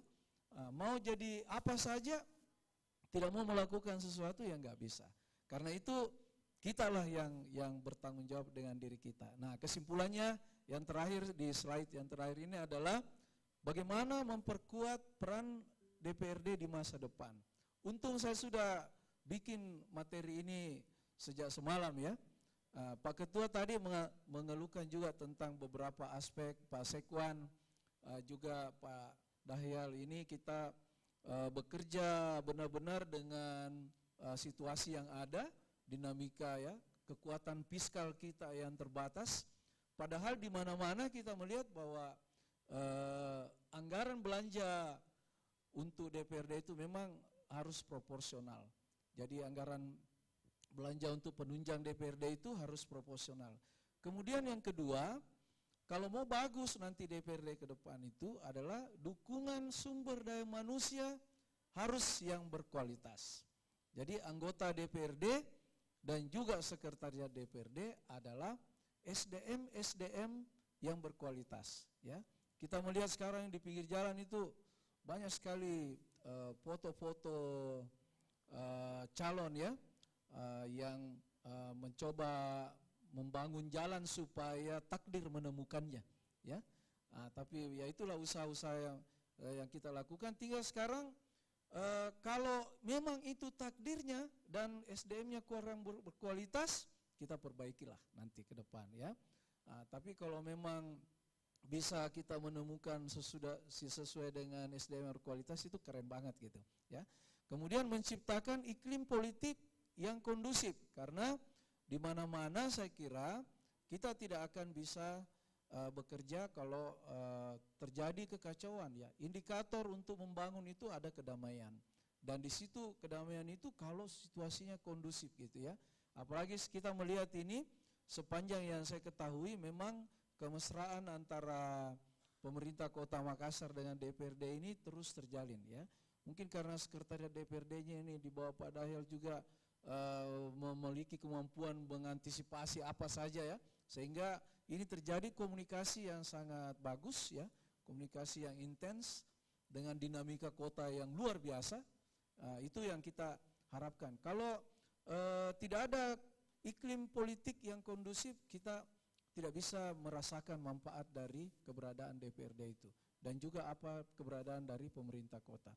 Dan terakhir adalah bagaimana supaya ke depan teman-teman di DPRD ini bisa melakukan peran sebagai wakil rakyat untuk melakukan pengawasan, jangan hanya pada aspek pembangunan infrastruktur, tapi terutama pada bidang kebijakan. Jadi kebijakan-kebijakan yang akan dihadirkan di tengah masyarakat itu sebaiknya memang harus dikuasai dengan baik, sehingga DPRD memiliki kemampuan untuk mengontrol semua itu. Saya kira ini Bapak sekalian sebenarnya banyak hal yang bisa kita diskusikan, tetapi waktu yang sangat terbatas sehingga saya sudahi sampai di sini. Terima kasih, saya kembalikan kepada moderator. Assalamualaikum warahmatullahi wabarakatuh. Waalaikumsalam warahmatullahi wabarakatuh. Baik, demikianlah tadi materi yang kita dengarkan bersama dari narasumber terakhir oleh Bapak Andi Taufik. Ada beberapa quote yang ditampilkan, tapi saya paling suka quote yang terakhir Pak, yang terkait jangan pernah mengharapkan untuk mendapatkan kepercayaan masyarakat kalau kau tidak mampu menjelaskan apa yang sudah kau lakukan untuk mereka. Iya. Baik, mungkin Bapak Rudianto Lalo ingin menanggapi hasil survei dari CRC dan materi yang dibawakan oleh Bapak Andi terkait akuntabilitas tadi. Bagaimana Pak Ditya? Apakah waktunya memungkinkan? Saya kira apa yang dipaparkan tadi peneliti CRC, saya kira masukan berharga bagi kita, dan nampak sekali perbedaan hasil survei di tahun 2022 dengan tahun 2023. Kalau tahun 2022 tadi lapangan pekerjaan menjadi skala prioritas utama, karena itu menjadi mungkin juga karena faktor 2 tahun COVID ya. Lalu kemudian di 2000 mencari lapangan pekerjaan, betul banjir genangan itu problem klasik di Kota Makassar. Kita tidak tahu tahun ini, mudah-mudahan hujannya juga tidak deras ya. Kemudian tahun 2023 listrik, dan langkah DPR sudah berkali-kali Pak, berkali-kali juga memanggil PLN, sekalipun ini adalah instansi di bawah kewenangan Menteri BUMN. Ini juga problem karena dia instansi vertikal dan menjadi kewenangan dari Kementerian SDM dan PLN dan Kementerian BUMN. Tetapi karena banyak aduan dari masyarakat yang mempersoalkan kinerja PLN di Kota Makassar yang hampir tiap hari mati lampu, DPR kemudian berkali-kali mengundang untuk dilakukan rapat dengar pendapat. Apa yang menjadi problem masalah sehingga terjadi pemadaman berkali-kali, bukan 1-2 kali. Dan termasuk rumah jabatan saya Pak, yang gensetnya rusak aja, kita juga kena dampak Pak. Jadi itu contoh kecil, dan alhamdulillah selalu alasannya adalah kekeringan. Nah ini alasan klasik juga ini, kekeringan. Sama lah PDAM. Intinya adalah setiap problem masalah di Kota Makassar itu selalu DPRD sebagai lembaga perwakilan rakyat selalu dilakukan langkah dengan melakukan rapat dengar pendapat. Kenapa rapat dengar pendapat? Karena kita mau tahu apa problem masalah yang terjadi sebenarnya, sehingga semua pihak stakeholder terkait kita undang semua ke DPR untuk kita diskusikan bersama, lalu kemudian kita tindak lanjuti melalui kadang-kadang kita keluarkan rekomendasi kepada instansi tersebut. Tentu tujuannya adalah bagaimana perbaikan kinerja. Saya terima kasih dari CRC, mudah-mudahan hasil survei ini menjadi motivasi bagi kami. DPR hari ini akan berakhir pada September 2024, tepatnya tanggal 9 2024. Dan tentu 5 tahun ini tidak terasa, kurang lebih 2 bulan ini, 1 bulan lebih ini, disinilah sebenarnya nilai seorang anggota DPR. Kalau seorang anggota DPR itu berkinerja baik, maka yakinlah dia akan terpilih lagi, Pak. Karena uji cobanya pada pileg berikutnya. Makanya konstitusi kita memberi kesempatan kepada rakyat untuk menilai sejauh mana wakilnya selama ini, sebagaimana pemimpinnya hari ini. Kalau wakil rakyatnya betul-betul tidak mementingkan kepentingan rakyat, maka kesempatan pemilu berikutnya dia akan dihukum, Pak. Biasanya hukumannya itu tadi, tidak dipilih, kan seperti itu. Makanya rakyat saya kira tidak boleh lagi ada istilah membeli kucing, jangan membeli kucing dalam karung. Itu harus dimaknai bahwa rakyat akan menilai betul siapa yang akan dipilih dalam konsentrasi pemilu. Dia harus memilih caleg yang dekat dengan rakyatnya. Dan saya kira DPRD Makassar dengan berbagai program-programnya, dengan berbagai apa istilahnya kesempatan untuk bertemu dengan rakyatnya melalui program DPR, itu membantu anggota DPR itu sendiri. Dan saya yakin dan percaya mayoritas akan opok kembali. Kenapa mayoritas? Karena ada yang naik kelas, kira-kira begitu. Yang kedua, saya menarik Pak Ketua Lahan ini, Pak Dokter, soal bagaimana pertanggungjawaban seorang anggota DPR. Ya, kita ini disumpah, Pak. Sumpah jabatannya memperjuangkan aspirasi rakyat yang saya wakili. Itu dalam itu maknanya. Sehingga ketika ada wakil rakyat yang tidak mempertanggungjawabkan kinerjanya kepada rakyatnya, dia akan dihukum sendiri, Pak. Nah, itu tadi. Makanya pemilu 5 tahun ini adalah tempat uji coba evaluasi sebenarnya, Pak. Evaluasi sebenarnya. Dan kita lihat nanti tanggal 14 Februari, siapa yang dievaluasi baik, siapa yang akan dihukum pada rakyat pada pemilu yang akan datang. Di situ penentuannya, Pak.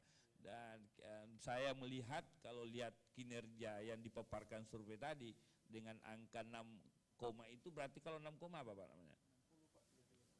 Masih kategori baik, yang mudah-mudahan baik ya, kategori baik ya, berarti insya Allah anggota DPR-nya juga akan baik-baik, kira-kira begitu. Kalau tidak baik ya tidak baik. Nah, saya terima kasih. Ini angkanya pas-pasan namanya ini, Pak. Pas-pasan DPRD Kota Makassar di dalam merealisasikan janji-janji kampanye 5,9, baik ya, itu baik. Masih kategori baik ya, alhamdulillah. Dan nanti kita lihatlah tanggal 14 Februari 2024 apakah survei ini bersesuaian dengan kenyataan di lapangan atau survei ini tidak sesuai dengan kenyataan di lapangan. Saya kira itu. Saya terima kasih banyak kepada jajaran Sekwan atas penyelenggaraan, terkhusus kepada kawan-kawan jurnalis media.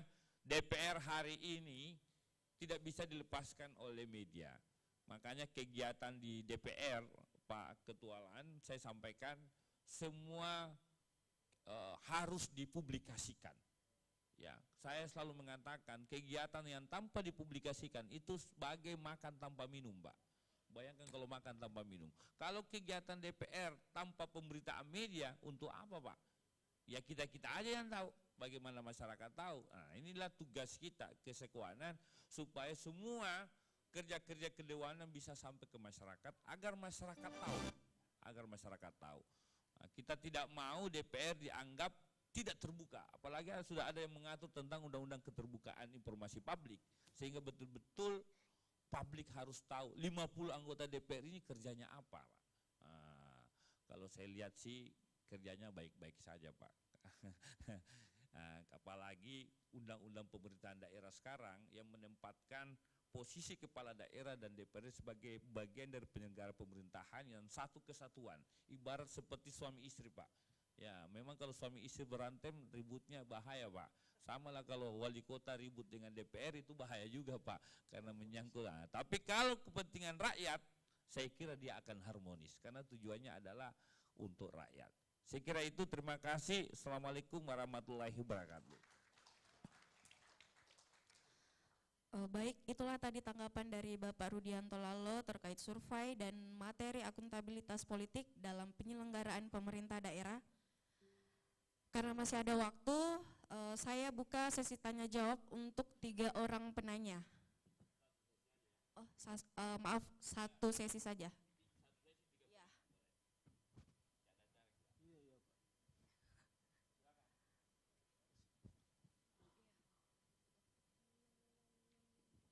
Ya, terima kasih banyak. Assalamualaikum warahmatullahi wabarakatuh. Saya Sukmawati dari Dinas Komunikasi dan Informatika Kota Makassar. Pertanyaan pertama, bahwa kalau melihat survei atau melihat bagaimana meriset tingkat kepuasan, tingkat perhatian, persepsi publik terhadap reputasi kinerja pimpinan daerah maupun juga dalam hal ini legislatif, tentunya ada beberapa komponen yang diperhatikan, dan ini yang mau dibangun sekali atau kita butuhkan bagaimana tingkat trust publik terhadap sebuah persepsi hasil dari sebuah penelitian atau survei. Yang pertama terkait dengan sampel atau uji sampel yang diambil dari setiap penelitian atau survei yang dilakukan, sejauh mana kita bisa meyakinkan bahwa ini memang sangat realistis. Yang kedua, bagaimana mengkorelasikan antara realitas di dunia nyata dengan realitas atau isu yang berkembang di dunia maya. Ini menjadi tantangan sendiri di era digital, karena bagaimanapun juga kadang-kadang kita melihat mungkin secara tanda kutip di dunia nyata, opini yang berkembang adalah oke, baik, dan terpercaya. Tapi ternyata kalau kita melihat persepsi yang ada di dunia sosial, di dunia maya, di media sosial khususnya, ternyata berbeda lagi. Isu yang berkembang itu sangat beragam, termasuk juga isu yang mudah sekali orang mengkritisi, sehingga persepsi yang ada adalah justru tingkat trust publik terhadap pemegang kekuasaan atau pembagian kekuasaan yang memiliki atau mengisi lini-lini pembagian kekuasaan ini juga tidak sebanyak itu, tidak setingkat itu tingkat kepercayaannya. Belum lagi bicara tentang algoritma media sosial kita, di mana algoritma ini sekarang semakin spesifik. Jadi kita dibagi-bagi sesuai dengan algoritma kita. Sekali kita like, share, atau komen saja, itu algoritma kita sudah lain.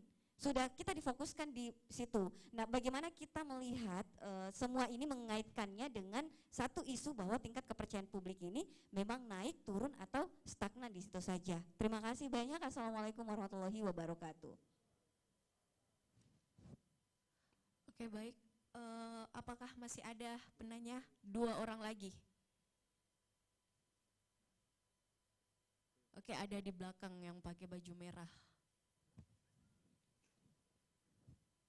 Ya, terima kasih atas kesempatannya. Izin tanpa mengurangi rasa hormat kepada seluruh narasumber yang ada di depan. Sebenarnya saya tidak ingin bertanya, tapi saya perwakilan dari media atas nama Raja dari media garudaterkini.com.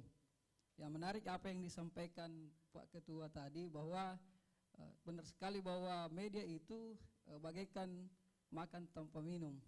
Ya, sepakat, apalagi di DPRD Makassar ini tentunya kehadiran teman-teman media membantu mempublikasikan kegiatan-kegiatan anggota dewan yang terhormat.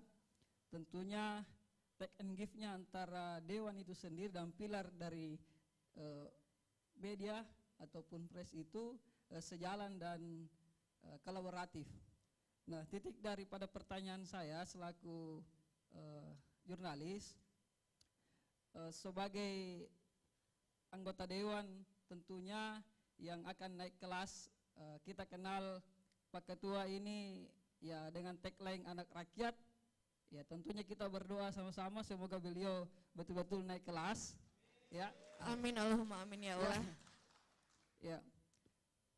Jadi yang menjadi pertanyaannya, ketika survei ini yang disampaikan oleh beberapa narasumber dan juga teman tadi, kadang tidak sejalan di satu hari terakhir di pemilihan, karena biasanya tentatif ini survei, mohon izin, bagaimana pandangannya seorang Pak Ketua DPRD yang dikenal dengan anak rakyat ketika survei itu dipengaruhi oleh ya media yang tidak maaf, media yang tidak berkolaborasi dengan anggota dewan ataupun calon anggota dewan yang akan naik kelas ini. Terima kasih, lebih dan kurangnya mohon dimaafkan. Assalamualaikum warahmatullahi wabarakatuh.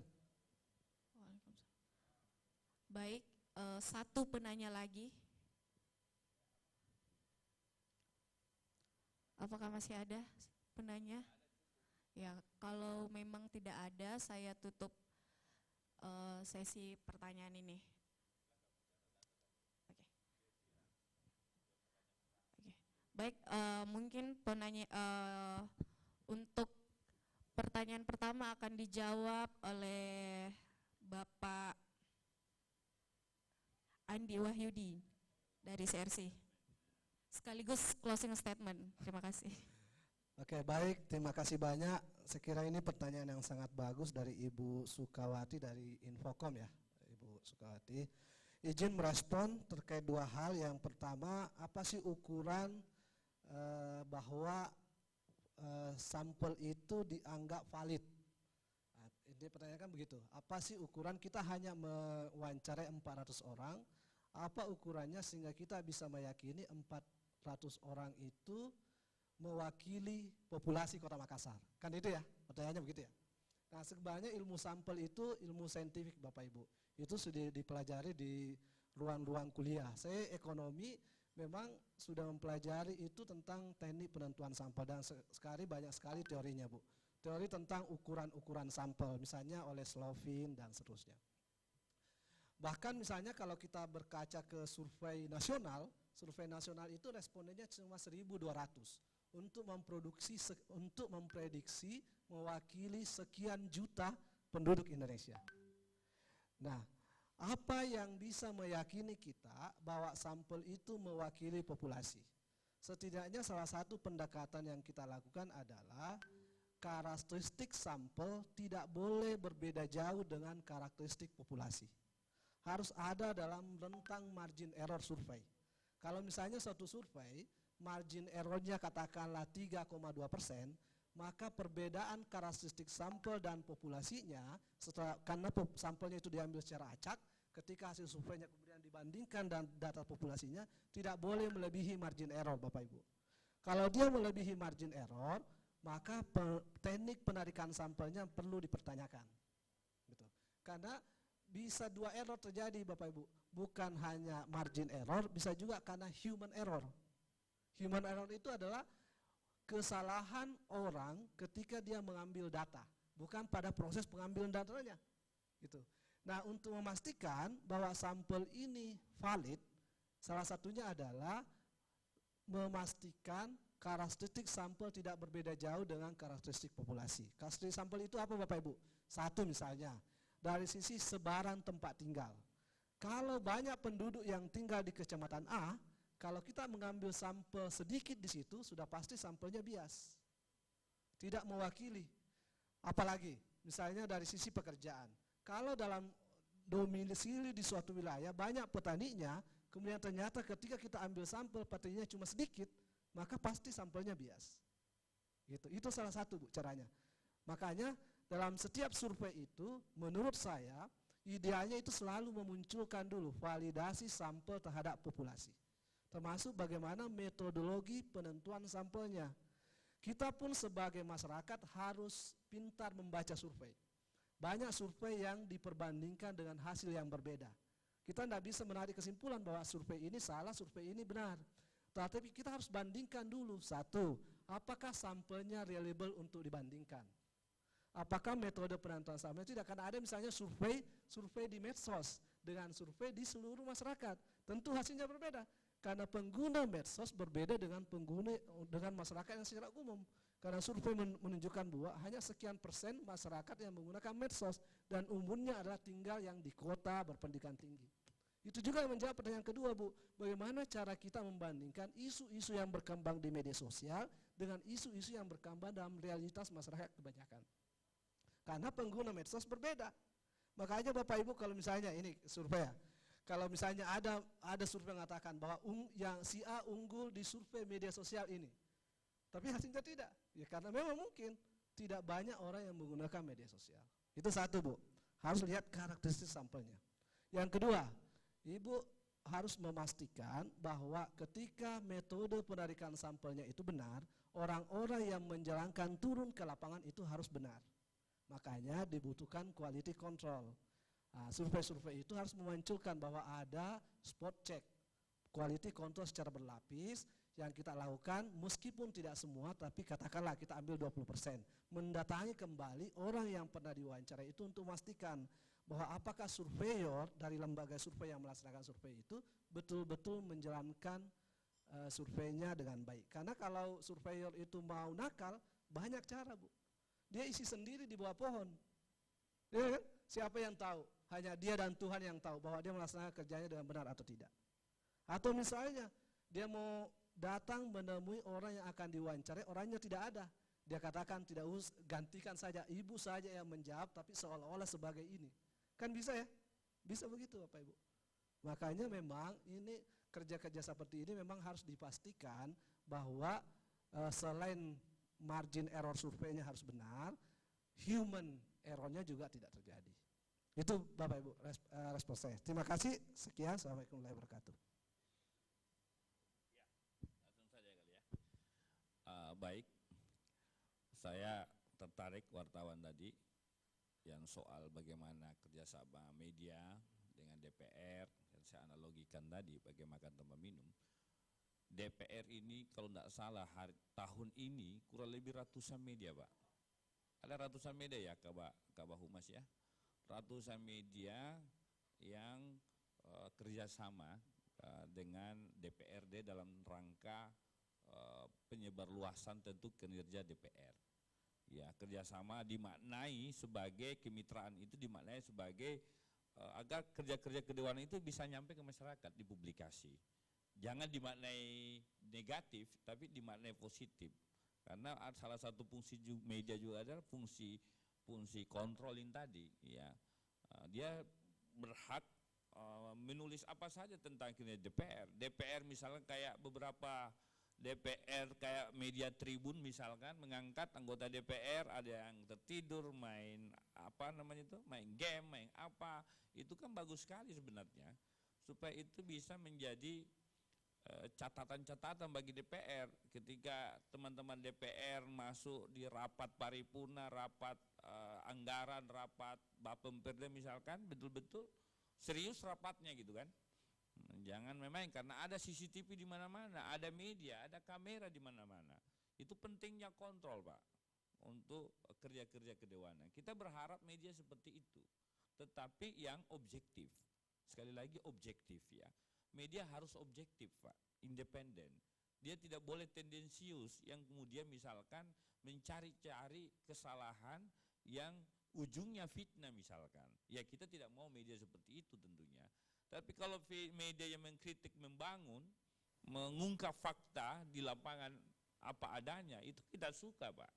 Ada anggota DPR malas datang rapat misalkan, jumlah rapatnya tidak seberapa orang yang hadir, itu bagus menurut saya.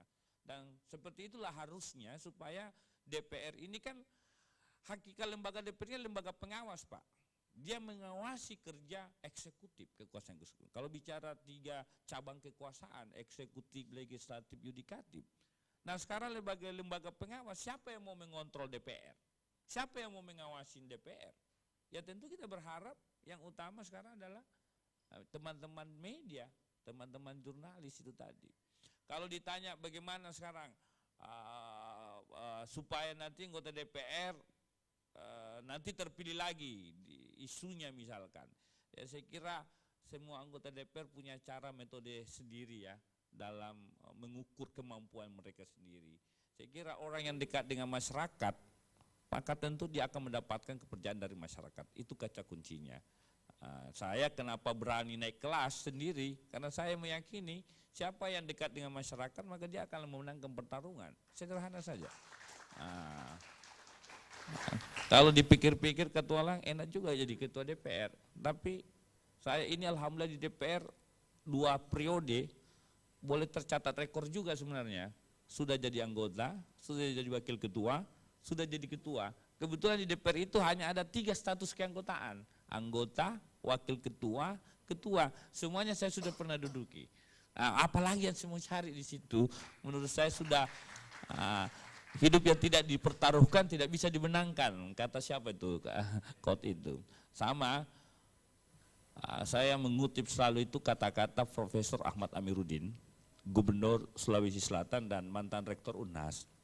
Ketika sedang berada di atas, sering-seringlah melihat ke bawah. Karena besok atau lusa, kamu pasti akan ke bawah.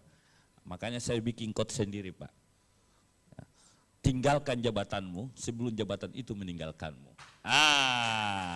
Makanya saya naik kelas, Pak. Saya harus tinggalkan ini. Karena kalau saya tetap di kota, Pak, kita tidak tahu, tidak terpilih lagi, berarti jabatan meninggalkan kita. Makanya saya naik kelas supaya saya tinggalkan jabatan lebih awal. Terima kasih. Assalamualaikum warahmatullahi wabarakatuh. Wah, luar biasa ini Pak Ketua ya. Teman-teman sekalian, saya kira Ibu Sukma tadi ya, ada hal yang menarik ya, yang bisa kita lihat sekarang bahwa kita ini hidup di era digitalisasi ya. Jadi perkembangan era digital ini seperti disruption ya. Dan juga kita melihat ya bahwa periode sebelumnya media itu cukup berperan ya di dalam menentukan semua arah dari persepsi masyarakat itu terhadap media itu. Jadi apalagi sekarang ini, wah kita tidak bisa lagi main-main dengan urusan sistem informasi yang berkembang sekarang. Luar biasa ya, apa yang terjadi di Amerika, kemudian apa yang terjadi di di Palestina, ya di Eropa Timur ya, perang-perang yang terjadi di sana itu, dulu itu kita beberapa hari baru menerima beritanya. Sekarang itu live streaming gitu ya, jadi kita dalam waktu sepersekian detik, semua peristiwa yang terjadi di Amerika itu bisa sampai di tangan kita. Ya, begitu hebatnya pengaruh media ini. Jadi saya kira teman-teman awak media ini tinggal seperti yang disampaikan tadi oleh Pak Ketua tadi ya, apakah mau menciptakan situasi kondusif ya, atau terserah pilihan dari teman-teman awak media itu ya. Karena kita lihat ya, di Malaysia itu kalau cara mereka misalnya contoh ya, pernah tim Thomas Indonesia itu kalah dari tim Thomas lainnya gitu ya. Media kita itu menghabisi itu ya, dianggap ini kurang latihan lah, apa semangat juangnya terlalu individualistis ya. Kalau kejuaraan yang ada hadiahnya banyak, mereka juara, tapi kalau bertim mereka tidak juara gitu ya. Pokoknya dihajar gitu ya. Tapi kalau Malaysia, tim Thomasnya kalah itu, dia bilang anak-anak ini sudah berjuang ya, mati-matian membela negara, bangsa, dan mereka hanya kurang beruntung saja. Jadi kalah itu dibilang kurang beruntung gitu. Jadi ini dua persepsi cara menyajikan berita yang bisa merubah konstelasi politik, bisa merubah konstelasi pendirian orang gitu ya. Jadi sekali lagi peran media ini menjadi sangat penting sekarang ya. Kita lihat tadi Pak Ketua mengatakan ya, ada Pak Kabak Humas juga, ratusan media yang sudah memblow up ya, apa yang sudah dilakukan anggota DPR itu bagus sekali Pak. Kita senang sekali dengan cara-cara seperti itu ya. Dan saya kira teman-teman tahu juga bahwa pemerintahan kita ini konsepsinya adalah pentahelix ya. Jadi kalau pentahelix itu, di situ governance pemerintahan itu memang dikelola dengan 4 kekuatan yang ada. Pertama, birokrasi pemerintahan itu sendiri, yang kedua dunia usaha, yang ketiga akademisi, kampus, Dan yang keempat itu adalah media massa, media. Jadi ya dalam konsep pentahelix ini, ya, kalau ini bekerja dengan baik, itu maka governance akan tercipta dengan sendirinya. Birokrasi pemerintahan tidak bisa lagi bekerja tanpa berkolaborasi, bersinergi dengan pihak kampus. Tidak bisa lagi bekerja kalau tidak bermitra dengan dunia usaha. Dan tidak mungkin bisa bekerja dengan baik kalau tidak mengelola media massa ini dengan baik. Jadi media ini perannya sangat penting sekali, sangat strategis ya. Sekarang ini luar biasa ya, kita melihat. Hanya saja tentu perkembangan media ini ya harus dicermati baik-baik karena pola-pola interaksi apa yang dikatakan oleh John Naisbitt ya di dalam bukunya High Tech, High Touch ya. Buku itu ditulis 23 tahun yang lalu oleh John Naisbitt ya. Dia mengatakan bahwa ada suatu saat nanti ya kita ini high tech, high technology, tetapi kita itu low touch. Jadi sentuhan kemanusiaan kita itu menjadi berkurang karena pengaruh teknologi. Bayangkan saja Anda satu meja sekarang, semua pegang HP. Tidak ada yang saling menegur sampai pulang gitu ya. Itu low touch gitu. Kita high tech tapi low touch. Jadi kalau kita tidak mengelola teknologi itu dengan baik, dia akan merasuki kehidupan kemanusiaan kita. Dan itu sangat dikhawatirkan oleh John Naisbitt ya. Dia ceritakan di situ dalam buku itu bahwa ada peristiwa di Little Town di Amerika di mana anak-anak itu sudah keranjingan dengan nonton video perang ya, video koboi. Akhirnya karena sering nonton begitu terpengaruh otaknya. Suatu hari ada waktu makan siang di SMA, di sebuah SMA di Amerika ya. Ada satu anak SMA yang menghilang. Itu rupanya dia pulang ke rumahnya, kemudian dia kembali membawa senjata, kemudian memakai jas seperti koboi, memakai topi koboi ayahnya, lalu dia masuk ke ruang belajar itu ya. Kemudian teman-temannya menertawai dia, wah persis seperti film yang kita nonton itu. Lalu dia muntahkan peluru di situ dan mati betulan temannya itu. Kalau di film kan bangun lagi, kalau ini tidak ada yang bangun lagi, mati betulan. Dan itu masih terjadi sekarang di tahun 2020 ya. Pengaruh teknologi informasi termasuk media ini itu berperan penting di dalam membentuk karakter masyarakat kita, membentuk budaya masyarakat kita. Jadi silakan, ini pilihan bagi teman-teman semua ya. Jelas ini faktanya ada dan memang kita sekarang kelihatan sekali seperti itu Bapak Ibu sekalian. Di rumah saja ya, kita teman-teman ini kadang-kadang anaknya di sebelah kamar dia WA ya. Kau sudah makan atau belum? Belum. Kenapa tidak datang saja gitu? Tanyakan, kemudian jalin komunikasi yang baik.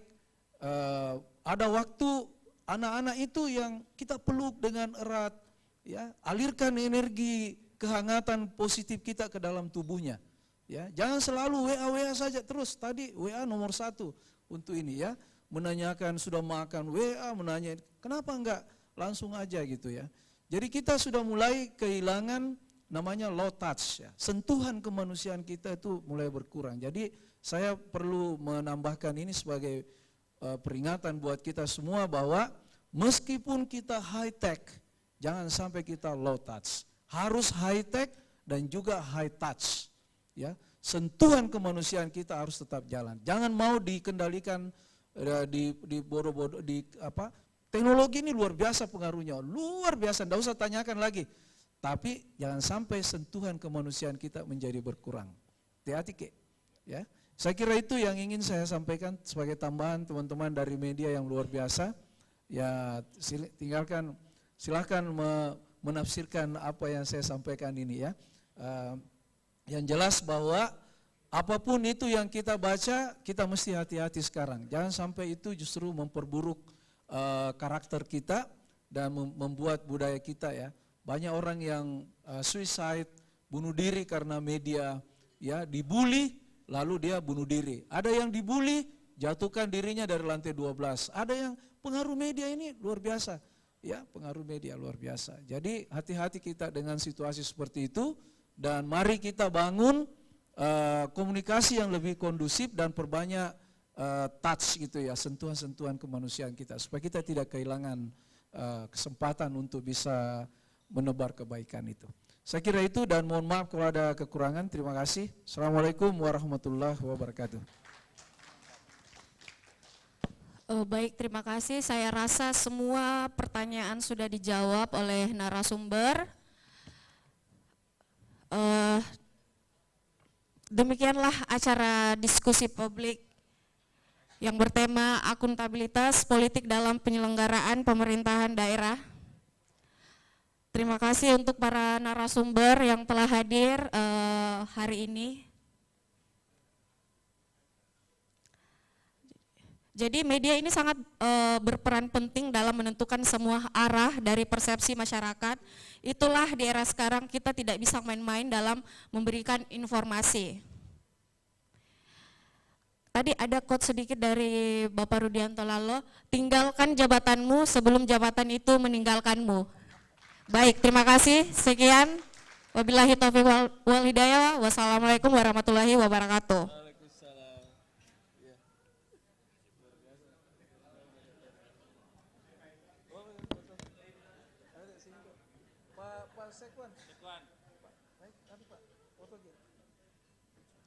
Di luar, di bawah mau bagus. Ayo di bawah sini.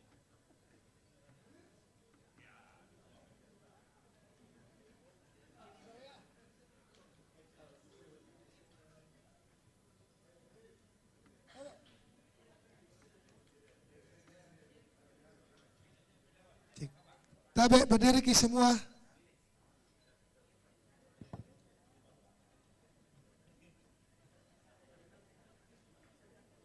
Satu, dua, tiga. Sekali lagi. Satu, dua, tiga.